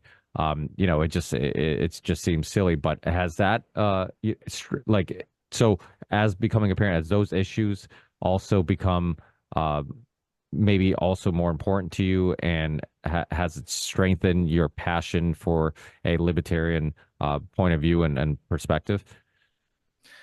Ricky, you're telling me that you didn't get your kid a donut with the vaccine that you pumped them full of? They would know. It's crazy. Like the thing, like reflecting on some of the things that they did, including that, is just like it almost seems like an SNL skit. It does. Every time I talk about it with a guest, it's like I still feel like I'm reliving something that couldn't possibly been reality. It just, the donut thing is just another one of those. It's like, yeah, like I'm gonna tell my kids one day that they were giving out donuts if you got vaccinated, and it just seems ridiculous. But like, yeah, I just tweeted out, I just shared a screenshot from USA Today from 2021, and yeah, it was an article saying that people are naming their dogs Fauci and Pfizer. I mean, it's like the psyop level of propaganda, like it just blows my mind even still that. And of course, they have a little beagle dog, which was like the same dogs that Fauci was testing on with NHS or NIH. So it's quite ironic. But to answer your question, mostly for me, again, this has been mostly principally oriented for me. Like that's where I draw my libertarian superpowers from. But at the same time, yeah, there were quite a few experiences. You know, my son was born a year before COVID started, so seeing all these mandates, of course, having to reject the vaccines and having the nurses look at you sideways, and having to muzzle them at 2 years old. I mean, all these different things, and of course, some of these were like private policies; they weren't necessarily government policies either. But at the same time, yeah, the taxes, I mean, it's endless, right? And I think that it wasn't necessarily being a parent, it's just more of just observing life, right? Like, I mean, I'm the kind of guy who's like sitting at a traffic light for too long and like screaming like, god damn it, like these traffic lights need to be programmed better, like damn it government, you're doing it again, you're screwing me again. Or even in traffic, right? Because I mean, these are the same roads that haven't evolved for 50, 70, 80 plus years. We're still sitting in traffic. I mean, there's no evolution. Where if there was a market taking care of the roads, there would be people who have incentive to try to get us out of traffic, to try to make the roads safer. I mean, there's something like 40,000 people who die on American roads every year. That's insane. Like that itself. I mean, we bent over backwards to honor the victims of 9/11, and that was like what, like 1,400 people, or actually I think it was more than that. It was like 2,200 or something like that. But and then we're looking at the roads and how many people die on the roads every year, and there's no talk of it. And it's like, well, that's not obviously the best we could do, right? Like there's just so much that has been instilled upon us to believe that like this is the pinnacle of society. This is the best we can do.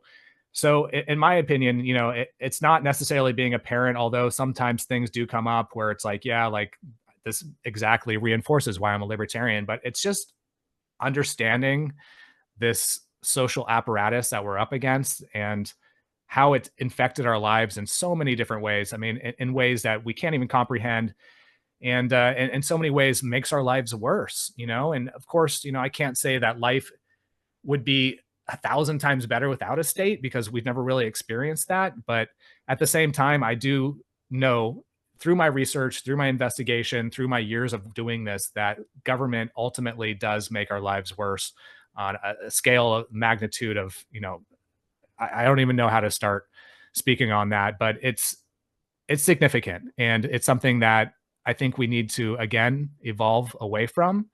And I know it sounds counterintuitive to a lot of people, but there isn't anything that the market can't provide that government does.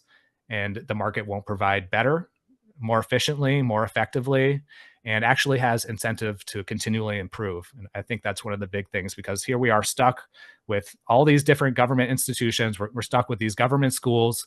There's 30 kids to a classroom, a blackboard, a teacher. These things never change, yet society changes all around us. I mean, there's people driving Tesla cars. We have these fancy smartphones. I mean, the market continues to evolve and make our lives better, yet we're stagnant and stuck in the past when it comes to government and what government provides in our lives. So I think we could do much better. And yeah, you just have to open your eyes and you're able to see it.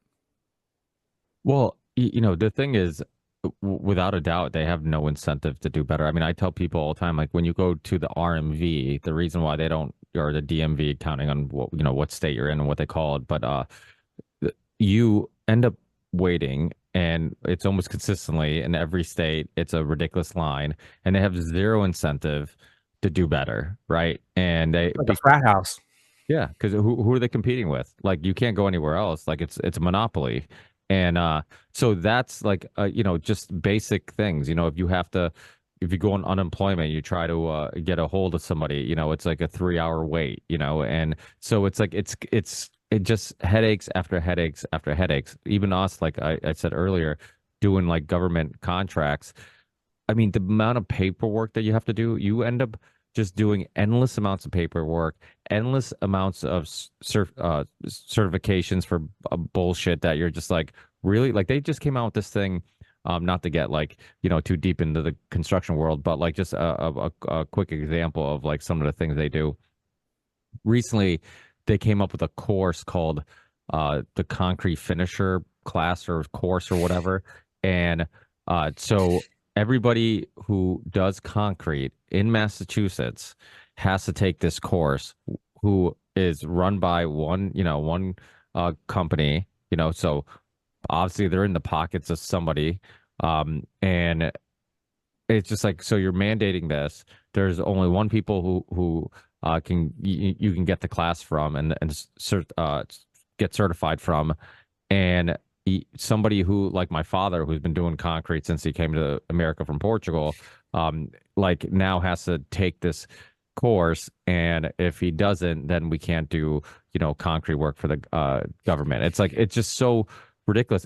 And yet, like, there's other things that make no sense. Like to run, I don't know if people know this, but like to run a machine, like a backhoe or excavator, or anything like that, you just need to do a online test and like have zero experience in a machine.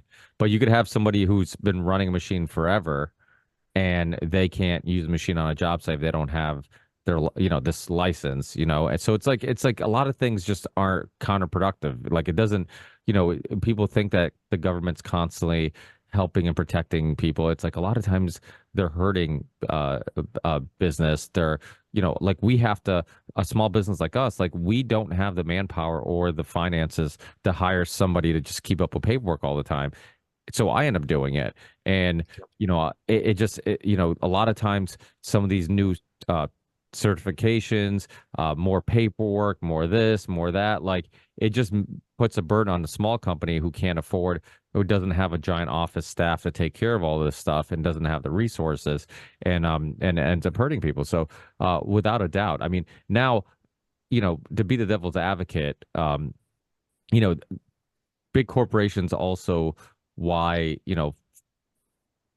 big pharma tries to use every tool that they can to force feed you their products. It's why they lie to you for profit. They'll do, but again, it all goes hand in hand, really, because and then the way they force feed you the product is government. And that's why government is so scary, because at least if Pfizer's trying to sell me a product on TV, because they paid to put that commercial there, then at least I can have the freedom to say, I don't trust those motherfuckers. I am not taking this new vaccine.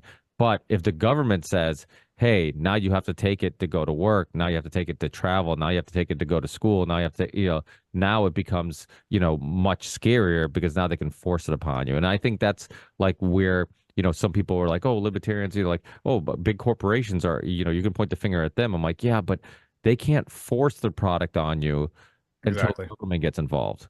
So it's like, Absolutely. right? Yeah, well, government is the gun in the room, if you want to use an analogy. And you're absolutely right. I mean, the worst a corporation could do is ask you to buy their product, right?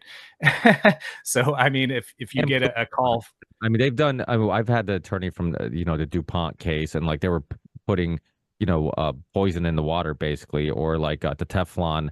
He was a part of the Teflon lawsuit where the non-stick stuff that they use in pans, and they were, what was it called, like C8 or whatever it was called.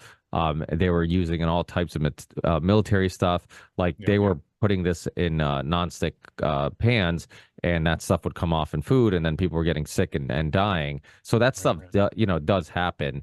And, so there are, I see both sides, and I try to see both sides of the argument, because, again, like the endless pursuit for profit can lead down these roads.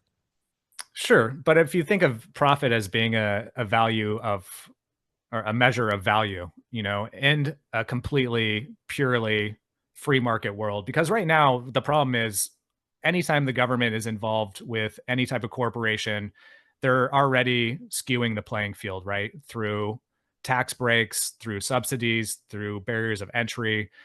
We could go down the list, So there is a problem there. And I would say that, of course, we don't want people, being poisoned by PFASs on our pans. We don't want toxins in our water.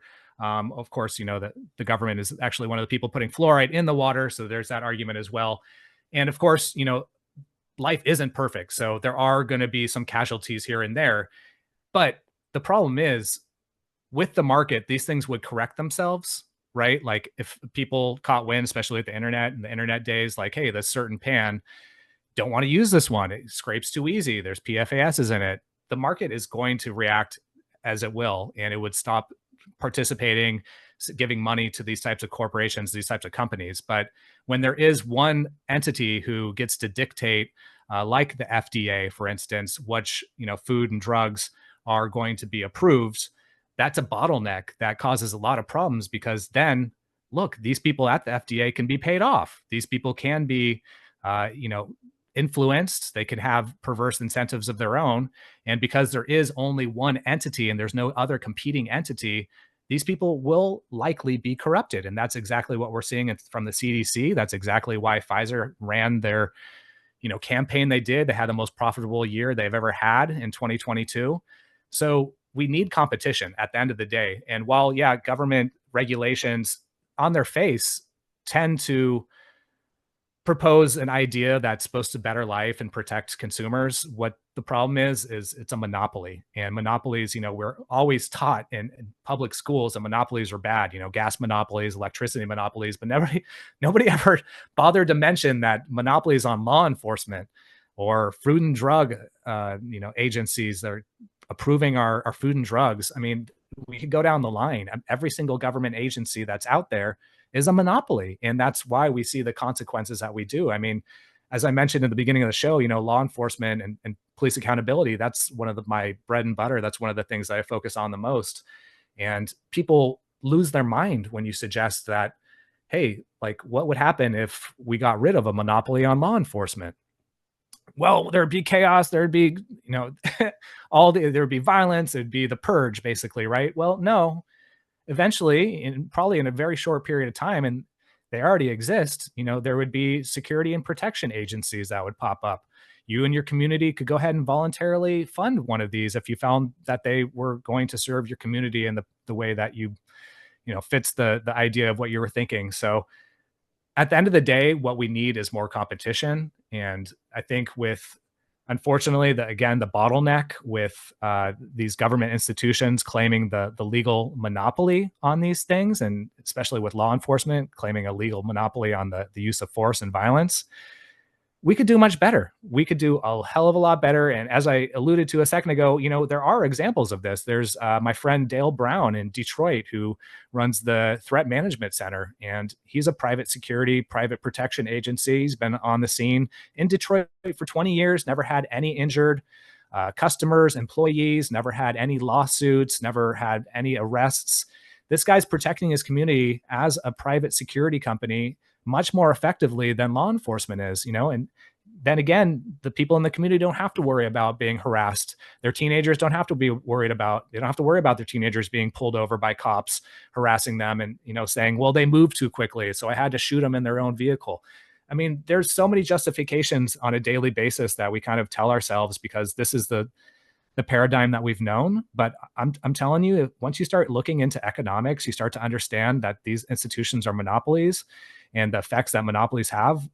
You would be a free market advocate as well, because, and this isn't even getting into the moral argument. This is just getting into the pragmatic side of things.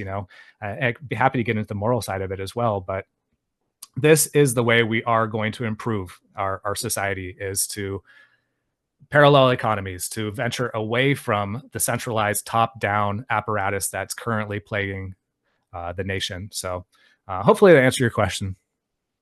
Now, fluoride, obviously the government putting it in our water, not good. And it was one of those conspiracy theories that now we get to say, yeah, we were right. You called us crazy for a long time. I remember having kids and my pediatrician being like, hey, do you want to send your kid to a dentist and do the fluoride mouthwash thing? And I'm like, fluoride? I'm like, you do realize like it's not good for you, right? And they look at you, look, you're crazy.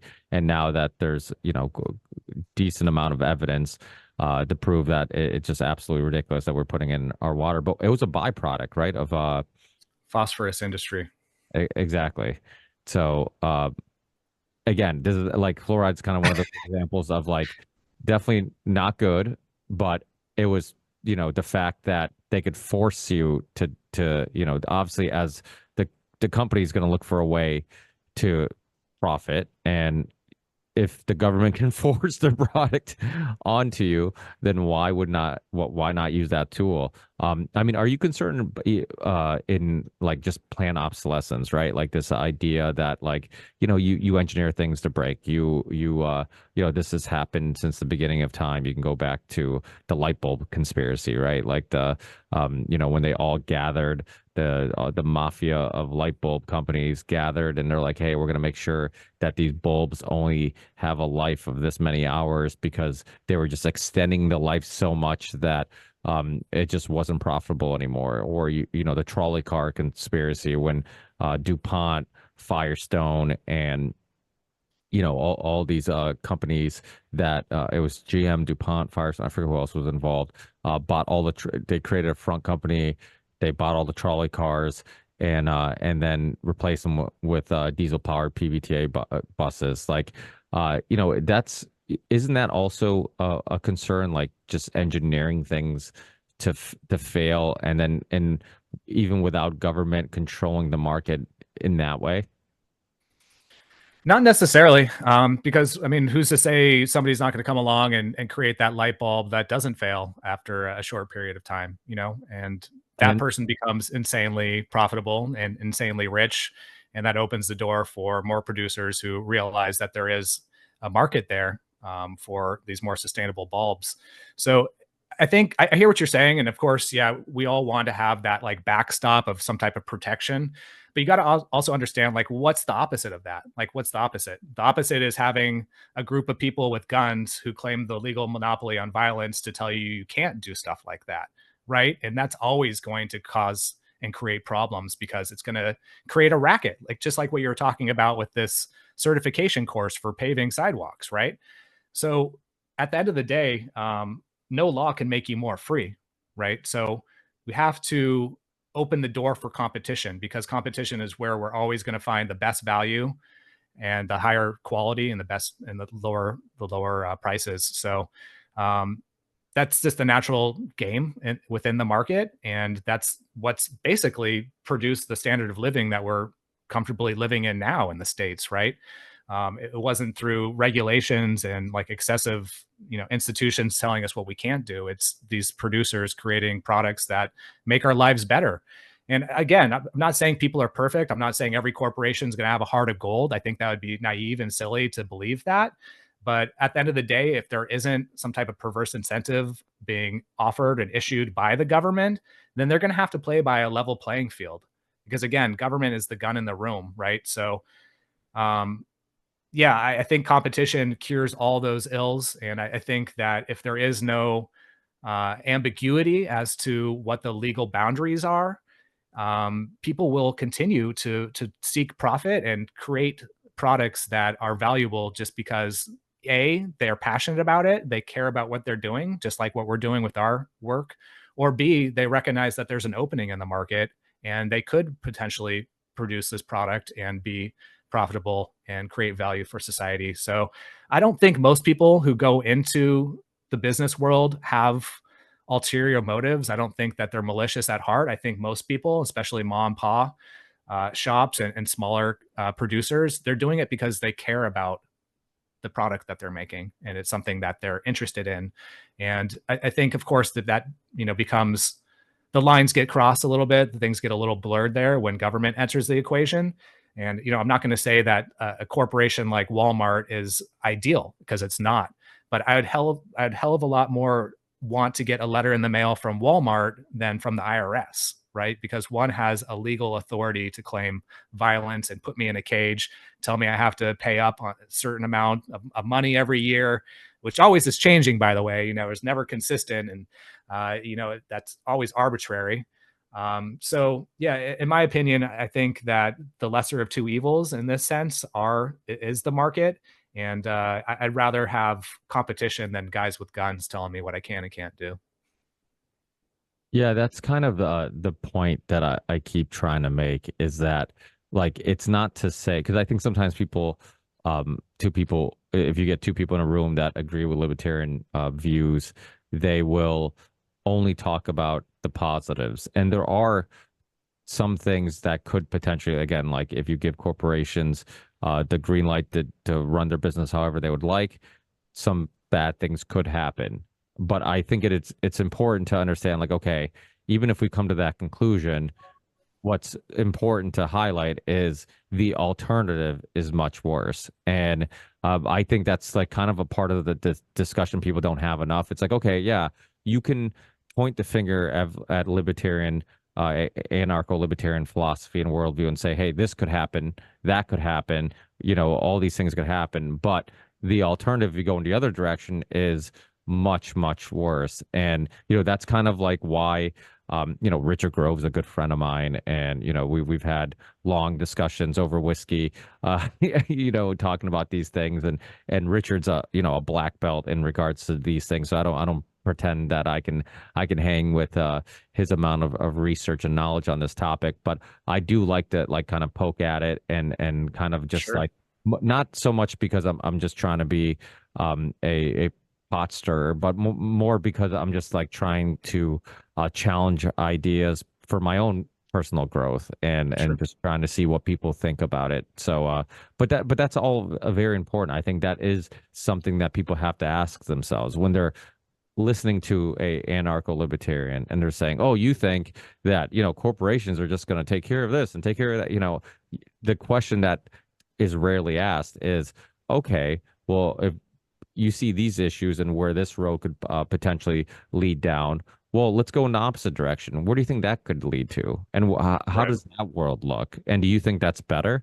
And I think it's something. It's weird. I always say how we like until COVID, it's like we lived in this weird illusion that we thought we weren't North Korea, and then all of a sudden we realized like, oh shit, we are North Korea. And just like the North Koreans don't realize that they're in North Korea and being controlled and manipulated, and they have this false sense of freedom, like we also have this false sense of freedom, but they've done such a great job selling us on it. Like you were Yep. saying, like government doesn't give you freedoms. They're supposed to protect your freedoms. They're not supposed to give you freedoms. Like this idea, I remember when I had Hotep Jesus on the show, he had this and this was during COVID, that he said this where he's like, the government gives you a little bit of leash, and then you're supposed to be happy that you have a little bit of leash, but you're still on the leash. And I'm like, oh, that's such a great way of putting it, right? Like they're still like we're supposed to be happy that they're like letting us open up restaurants and to 25% capacity or whatever. We're supposed to be happy that they let us like not wear masks in certain places, like, but they still got us on the leash. And we've gotten so used to being on the leash that we're just happy that, oh, now they got an invisible fence. Look, they got rid of the leash, but now we're a dog with an invisible fence. We can't leave the property, but we're happy because now we have all this freedom. I can roam around, so it's like that's what we have to like understand, that it's like the government shouldn't be giving you those freedoms. If you're not harming anybody, you're not hurting anybody. Like my worldview should be, I should have the right to pursue happiness any way I want to pursue happiness, as long as I'm not getting in the way of anybody else's right to pursue happiness. And so I mean, when you just go to the basic foundation of these principles, like it seems logical, and it's the reason why somebody like Ron Paul, when you heard him speak and I heard him speak, I'm like, that makes perfect sense. Like when you hear somebody explain it, it makes way more sense than what everybody else is saying. And it just like the basic principle, like people would say things about libertarian perspectives. I'm like, what's wrong with live and let live? I'm like, that is kind of like the classic liberal worldview, right? Like, just let me be a hipster, do drugs, and if I don't want to go to work, I'm just going to hang out and what? Yeah, that's okay. Like, you could. Oh, those damn Republicans who want to censor music, like they were, like so bad censorship. Just let us, be artistic and live the way we want. Like, and now they're the ones who want to censor. It's like it's just it's madness. And this goes into, like you said, like just the important perspective of understanding, like none of them are are logically consistent and even morally consistent, and they can their own perspectives on the world conflict with other perspectives, their other perspectives they have on the world, and people don't see it. Absolutely. Yeah. Well, we're being conditioned to believe that freedom is selfish too. And I don't think that there's a real foundation of freedom or an understanding of freedom in this country, even though we like to, wave the flags once a year and celebrate certain holidays, like it's more become a platitude than an understanding or a a principle, so that I think needs to shift most definitely. And yeah, I couldn't agree more with what you were saying. I mean, it's certainly something that needs to change within this country. If I mean, we are kind of the backbone within Western nations of liberty and what a free society could look like, and that's been so distorted over the decades that I don't think most people have an understanding of what that even is anymore. And I think we have kind of succumbed to this idea of safety over liberty, right? Like people want to somehow contain the very dangerous world that we live in. And I think this goes all the way back to like the beginning of the drug war, where it's like these pre crimes of like, even dealing drugs and stuff like that's a crime. And don't get me wrong, I'm not saying drug use is something that's admirable and it causes a lot of harm and problems in people's lives. But once you create an institution that has a legal monopoly on violence to deter that, it's going to create another whole bag of problems and issues, and that's what we've seen over the past 50 plus years with the drug war. Now it's become a racket for law enforcement who do. I think at one point it was in the 80s it was like 1,000 raids per year or something crazy like that. Now it's like over 100,000 raids per year. I mean, there's raids night and day every day in every city of this country.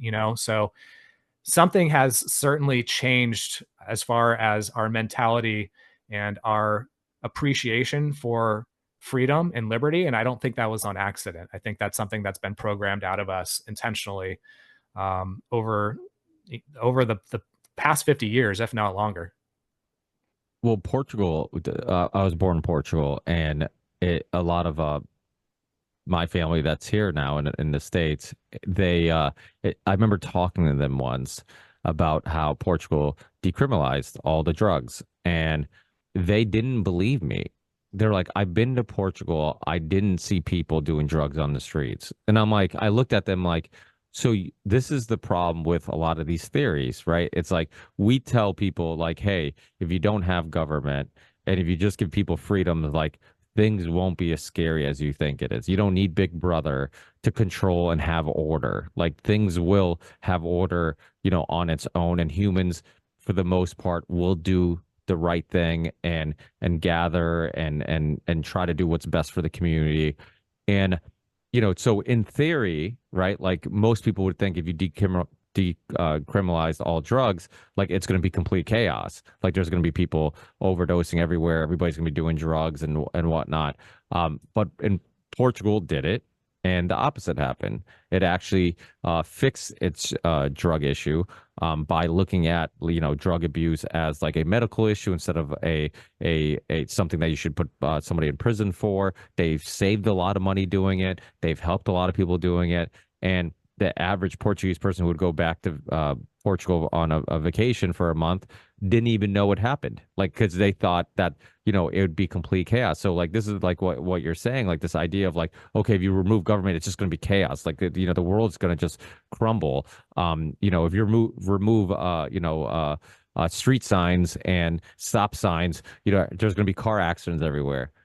Well, there's tons of side streets that don't have signs, and there's not car accidents there, right? Little roads, roads that have across, connecting roads and whatnot. Like, why aren't there accidents there all the time? Because when you don't have a light telling you when to stop, you have to be more cautious. You slow down and you look, right? And so, like, these are the type of things that people have to understand and really like, just that's kind of like one of the reasons why I really enjoy just not just libertarian worldviews, but like all different types of worldviews, because I think we've been told that this is the only way you can build and mold a society, and anything outside of this wouldn't work. And it's like, well, this is the only way we've done it. Like, we don't know that there's not better ways, right?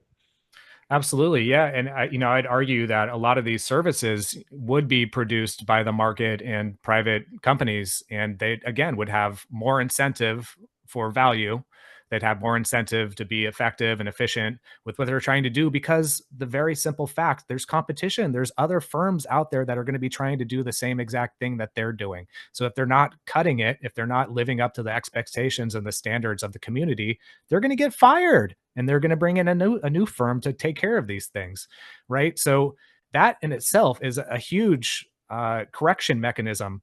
And another thing, another element of this as well is that bad actors in society are reliant on the market, right? They're reliant on grocery stores, reliant on electricity companies, reliant on water. They're reliant on all these things. Unless you're, off grid, living in the middle of nowhere, producing all these things yourself, you're going to be reliant on the market. So, a thing that many anarchists point to is social ostracism. If somebody is a bad enough actor, they will be ostracized from society. They won't have the opportunity to participate in this marketplace of different products and services. And so that alone would keep out a lot of the bad elements and bad actors. And of course, yeah, I guess you could quibble about like how that would look in real life, but in theory, that's a hell of a lot more effective way to reduce unwanted actors and violence and all these other things. Because even what we were just talking about, I mean, with Portugal, like look at how much we spend on prisons. The US has the biggest prison population in the world. Think about how many prisoners are in there for nonviolent drug offenses that we're paying for through our tax dollars.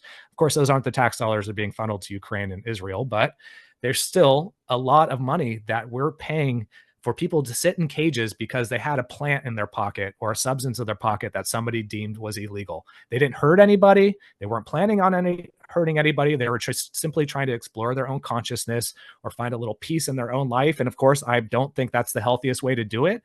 But when you're saying you're going to put somebody in a cage for exploring their own consciousness, that's insanity. And that's the complete opposite of a free country. So again, do we value freedom, or do we have this false veneer of pseudo safety, and that's what we're glomming onto as a society. And I think that we could do much better than that. I think it's time for us to evolve. Without a doubt. And, like a lot of stuff in the world has enslaved us. Debt, I think even technology, like being a tech person, I remember years ago having a conversation with Douglas Ruskoff, and we were talking about how, you look at like our reason for wanting to advance technology, right? Like we wanted more freedom, right? So it's like, if I can get A to B quicker, I'll have more time to do the thing I wanted to do when I got to B, right? So if I can, first I use a horse, then I use, a car, and then I use a faster car.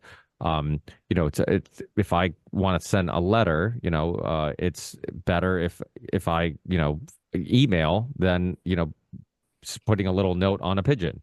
So it's like constantly we had motivation to constantly want to advance technology so we could do more of the things we enjoy doing and more productively. And as time went by, like that technology that we were wanting or desiring because we wanted more freedom and more time to do the things we wanted, right? Like we talk about how, philosophy really was born after we had free time, right? If we didn't have free time, we're constantly hunting and gathering and just surviving. We didn't have time to ponder on things and think about things and question things. But now it's gone to a point where like we work more than ever. We technology seems to enslave us. Like do you think there's still hope in, like, do we have to detach from technology for the betterment of humanity, or do you think that we can some way reroute things in a method that we can kind of it can add to our lives instead of what seems to be taking away from our lives? Yeah, you're right. The amount of time I spend cleaning out my Roomba rather than just sweeping, it's like I I probably don't need a Roomba, but that's just one kind of, minor example. But yeah, I think you're onto something there. And I think that the digital persona that we have now in our lives, like I sometimes make that argument that, like our parents don't have any clue how busy we are now, because not only do we have our real life to worry about, but we also have this digital persona that we also have to keep up with. And it probably is different for people like us than the average normie, but it still exists, right? It's something still that's significant and substantial. And I think you're right. I think technology has fundamentally shifted our our experience on this planet. I mean, even if you find some footage from like the 90s, like the late 90s, where nobody has a phone in their hand, it's like everybody looks so much more present and in the moment, you know, and they're actually enjoying themselves. And it's like, so I guess to answer your question, just like AI, you know, like I don't think there's ever going to be putting the toothpaste back in the tube. I think once the genie's out of the bottle, like you're never going to put it back. I think this all boils down to knowing yourself, practicing and exercising mindfulness, not allowing these technologies to use you, but rather use them when it's advantageous and applicable in your life, you know? Um, but yeah, I do see us collectively as a society, as a species, kind of slipping into this, and it's scary. It's definitely scary to me, especially having two young children. And I'm not just talking about like the Apple Vision Quest Pro idiots, like walking down the street wearing their thing or whatever, because that's certainly scary as well. But what I'm talking about is being inundated, constantly inundated with having to attach ourselves to our phones, constantly ignoring our children to be attentive to our phones. These are going to have some real life consequences in the future that I don't think we're even close to prepared to understanding at this point. And I fear it's for the worst. I don't know how we fix that other than having your own spiritual enlightenment, having doing the work on yourself, understanding your own consciousness, practicing mindfulness, maybe some psychedelic, you know, some mushrooms or some DMT or something along those lines could certainly help. Ayahuasca to kind of help reframe the way you look at life. But I am a little concerned, I'm not going to lie, about the trajectory that we're on as a species, because I could only envision this getting worse. And I think the Apple Vision Pro is just one small step towards that dystopian future. So, you know, fingers crossed, you know, but as I was saying before, there does seem to be an alternative mainstream movement growing of people who do recognize the harms of these things, that people do recognize that there are health effects of keeping your cell phone right next to your face for hours on end, who do realize that, you know, our kids demand our attention, they need our attention. What they're craving the most is that connection from us, and where we're constantly on our phones, we're not giving it to them. So I am hopeful that there is going to be a smaller segment and a percentage of society who gets it and continues to live authentically without these persuasions. But ultimately, I think the low vibrational thinkers will succumb to a lot of this, and they're just going to be NPCs on steroids, basically. Yeah, it is scary. I wish I could end the show on a more positive note. It's just you know, as a parent, it's just like the world that they're gonna live in. Like I can't even it just I don't even want to try to picture the future because typically we're wrong, right? Like they always talk about how when you look at old movies, cartoons, comic books, whatever, anytime they're portraying the future, like things don't look the way that you know we thought it was going to look and so I couldn't even imagine what type of world they're going to live in, but I what gives me hope is that there's something about human connection and human experience that seems to be, at least for now, cannot be recreated by any technology. And, Right. you know, this past weekend I was in Atlantic City. I just got back yesterday from a futsal tournament, and it was like a last second thing. This like little this futsal club just asked us they needed another player, and my son's a really good soccer player. So they're like, hey, you want to you know, jump on? And I'm like, you know, it was like 2 weeks ago. My wife and I like, how much is it going to be? And it's like, we got to go to Atlantic City, and we got to like take time out. And we're like, you know what? It's one of the biggest tournaments in the East Coast. It's going to be a good experience, right? Let's do it, you know. And it was like the spontaneous thing, and we met new people, we made new friends, we got experiences, and like while I'm up there, I'm just thinking like, this is what life's about, and we're enjoying ourselves in a way that you know no movie that we're watching or no you know social media post or anything that's not human to human could recreate.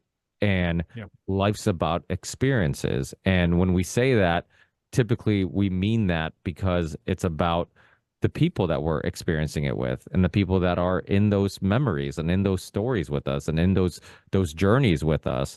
And I, fingers crossed, I just don't see them being able to recreate that. Now, I think just like substance abuse, if you're a lonely person who hasn't found some type of spiritual inner peace and happiness, and I'm a big fan of this perspective about addiction. A lot of it isn't anything to do with the substance, but much more to do with the individual. You're unhappy and you're trying to find, like Joe Rogan says, we're pleasure monkeys, right? And if you're looking for happiness, if you're looking for pleasure, and you're not getting it from from your family, your friends, your whatever job you do, whatever hobbies you have, and this drug and substance gives you pleasure, then you're going to keep going to that substance. And so I think it's a humanity issue. It's an individual issue. And so I do think there's going to be those type of people that are unhappy, that maybe society has dealt some shitty cards, and to them maybe the digital world is all the happiness they feel they can find. And and so it does seem like the it seems to be like a, not to sound like a right wing person, but like it does seem like there's a war on, they've always said that there was a war on religion in the US, but I think it's more about a war on spirituality, a war on like just being happy and content, and being just appreciative of family and community and these things that really have been the foundation to our survival and the foundation to our happiness for a long time. And so I hope I'm right that you can't recreate that. And we're going to keep going forward until eventually we realize we don't like where we are, and maybe people will start taking steps back. And you're starting to see that a little bit now, I think, with like the at least in the East Coast, like IPAs blew up. Everybody wanted to try new IPAs, the little mom and pop, breweries. And I think a lot of it was like, it's not so much about that. I'm like, it's bringing people together and they're conversating. Whiskey. I'm a bourbon guy. Like younger and younger people were drinking bourbon. And I'm like, I don't think it's about the bourbon. I think it's about like we constantly look for reasons to gather with friends and enjoy things that are usually neglected, like our senses, our smells and tastes, and all these little things that we've enjoyed since the beginning of time. So I think that's like the reason why churches still exist, the gathering of communities, people coming together. I think that's why people like sports, because it's like this brotherhood you build, because we go to battle together, we have these life experiences together, we cry when we lose together, we celebrate together. Like all these things have one common piece of the puzzle, and it's about community and together and being around others. So I'm hopeful. Yeah, Ricky, I think that might be a good place to end it, because that was a wonderful white pill for your audience. And I'll just add one caveat. As parents, we really need to lead this charge as well, and really exemplify and embody what it is to be present in the moment, to connect with our children, to look them in the eye, to ask them what's wrong, to communicate and connect with them. And I just don't feel like there's enough of that. And I think you're right. I think a lot of people are disconnected from their feelings and disconnected from others because they were never taught how to connect with others, and their parents never connected with them. They ignored them. They put them in front of a TV and neglected them, and they were fending for themselves. And so they became parents, and they're doing the same things now. So, we have to be the change that we want to see in this world, and really embody and embrace that, and really take it seriously. So, yeah, I think that little caveat maybe adds to what you're saying, but I think what you said was brilliant and beautiful. And but yeah, let's hope that that's the case, that we can emulate that, and it is something that we preserve in our hearts and minds for eternity, because it's just going to keep getting weirder and weirder. So Absolutely. So for people listening who want to keep up with all your work, everything you're doing, if you have any upcoming projects, any upcoming episodes on the podcast, anything that you want people to check out, what social media platforms are you still on, and also anything you want to plug, please do. Thanks, brother. I appreciate that. So yeah, thefreethoughtproject.com is kind of like the home hub. As I mentioned, at one point we were putting out 6 articles a day. It's kind of slowed down to a trickle, maybe 1 or 2 articles a day, if that. But you can still go there, guys. There's still good information, and that's also where you could find our podcast at the top there. Actually, a couple of days here, we're gonna have anarchist Patrick Smith, the host of Disenthrall, and geez, what's that other one that he got from Chef Berwick? Anyway, yeah, he's a great, brilliant mind. He's going to be joining us on the podcast to talk about the whole border crisis and where we stand as principled libertarians on that. Otherwise, you could find me on Twitter at Jason Bassler1, Instagram jason.e.bassler. Those are probably my 2 biggest accounts that I spend most of my time on. But the Free Thought Project and Police the Police are literally on almost every platform. I think we're on like 16 different platforms just to kind of spread the net out. But yeah, Twitter, Minds, Facebook, MeWe, Telegram, Tumblr, Wimkin, Gab. I mean, you name it, we're pretty much on it. Other than that, check out my book, which I guess we didn't even have a chance to talk about. Maybe we'll have to do it another time. But I put out a book in September called 3 Ways to Prepare for CBDCs. And it's kind of a beginner level entry book for people who have been kind of hearing the hype about CBDCs, but don't really understand what they are, how to prepare for them. So my ebook goes over that. You could find that at jasonbassler.com. So yeah, definitely check that out, guys. Very important we get ahead of the curve with the CBDC thing. It's certainly ominous, especially when it's paired with something like the digital ID, 15-minute cities, and this whole Agenda 2030 push that the UN and WEF is trying to facilitate into our lives, So definitely check that out. But otherwise, very much appreciate you having me on, Ricky. Sorry it took so long for us to connect, but this was a great conversation, and I'm glad we had it. Yeah, no, it was my pleasure. Thank you so much for taking so much time out of your day to chat with me. And I really appreciate all the work you've done. I've seen your work for many years, so I'm glad that we finally connected, and hopefully have you on also a Union of the Unwanted in the near future. I don't know if you're familiar with that show, but it's hosted with our mutual friend Charlie Robinson and Sam Tripoli and Midnight Mike, and I'd love to have you on. And so I'll definitely keep you in the loop when the next one is, and hopefully you can join us. And like I said, keep up the amazing work. I'll send you links to the show once it's up and live. I'll put links to all the things you reference in the show description. Please check out his book, because this is something that you do want to get ahead of the curve. Digital currency, all this type of stuff. You don't want to be kind of like everybody else during the COVID, scare, where it's like by the time you realize what was going on, it was too late. So if we can get ahead of the curve, please do. And enjoy the rest of your day, Jason. We'll keep in touch. Thank you, brother. Appreciate it, man. Take care.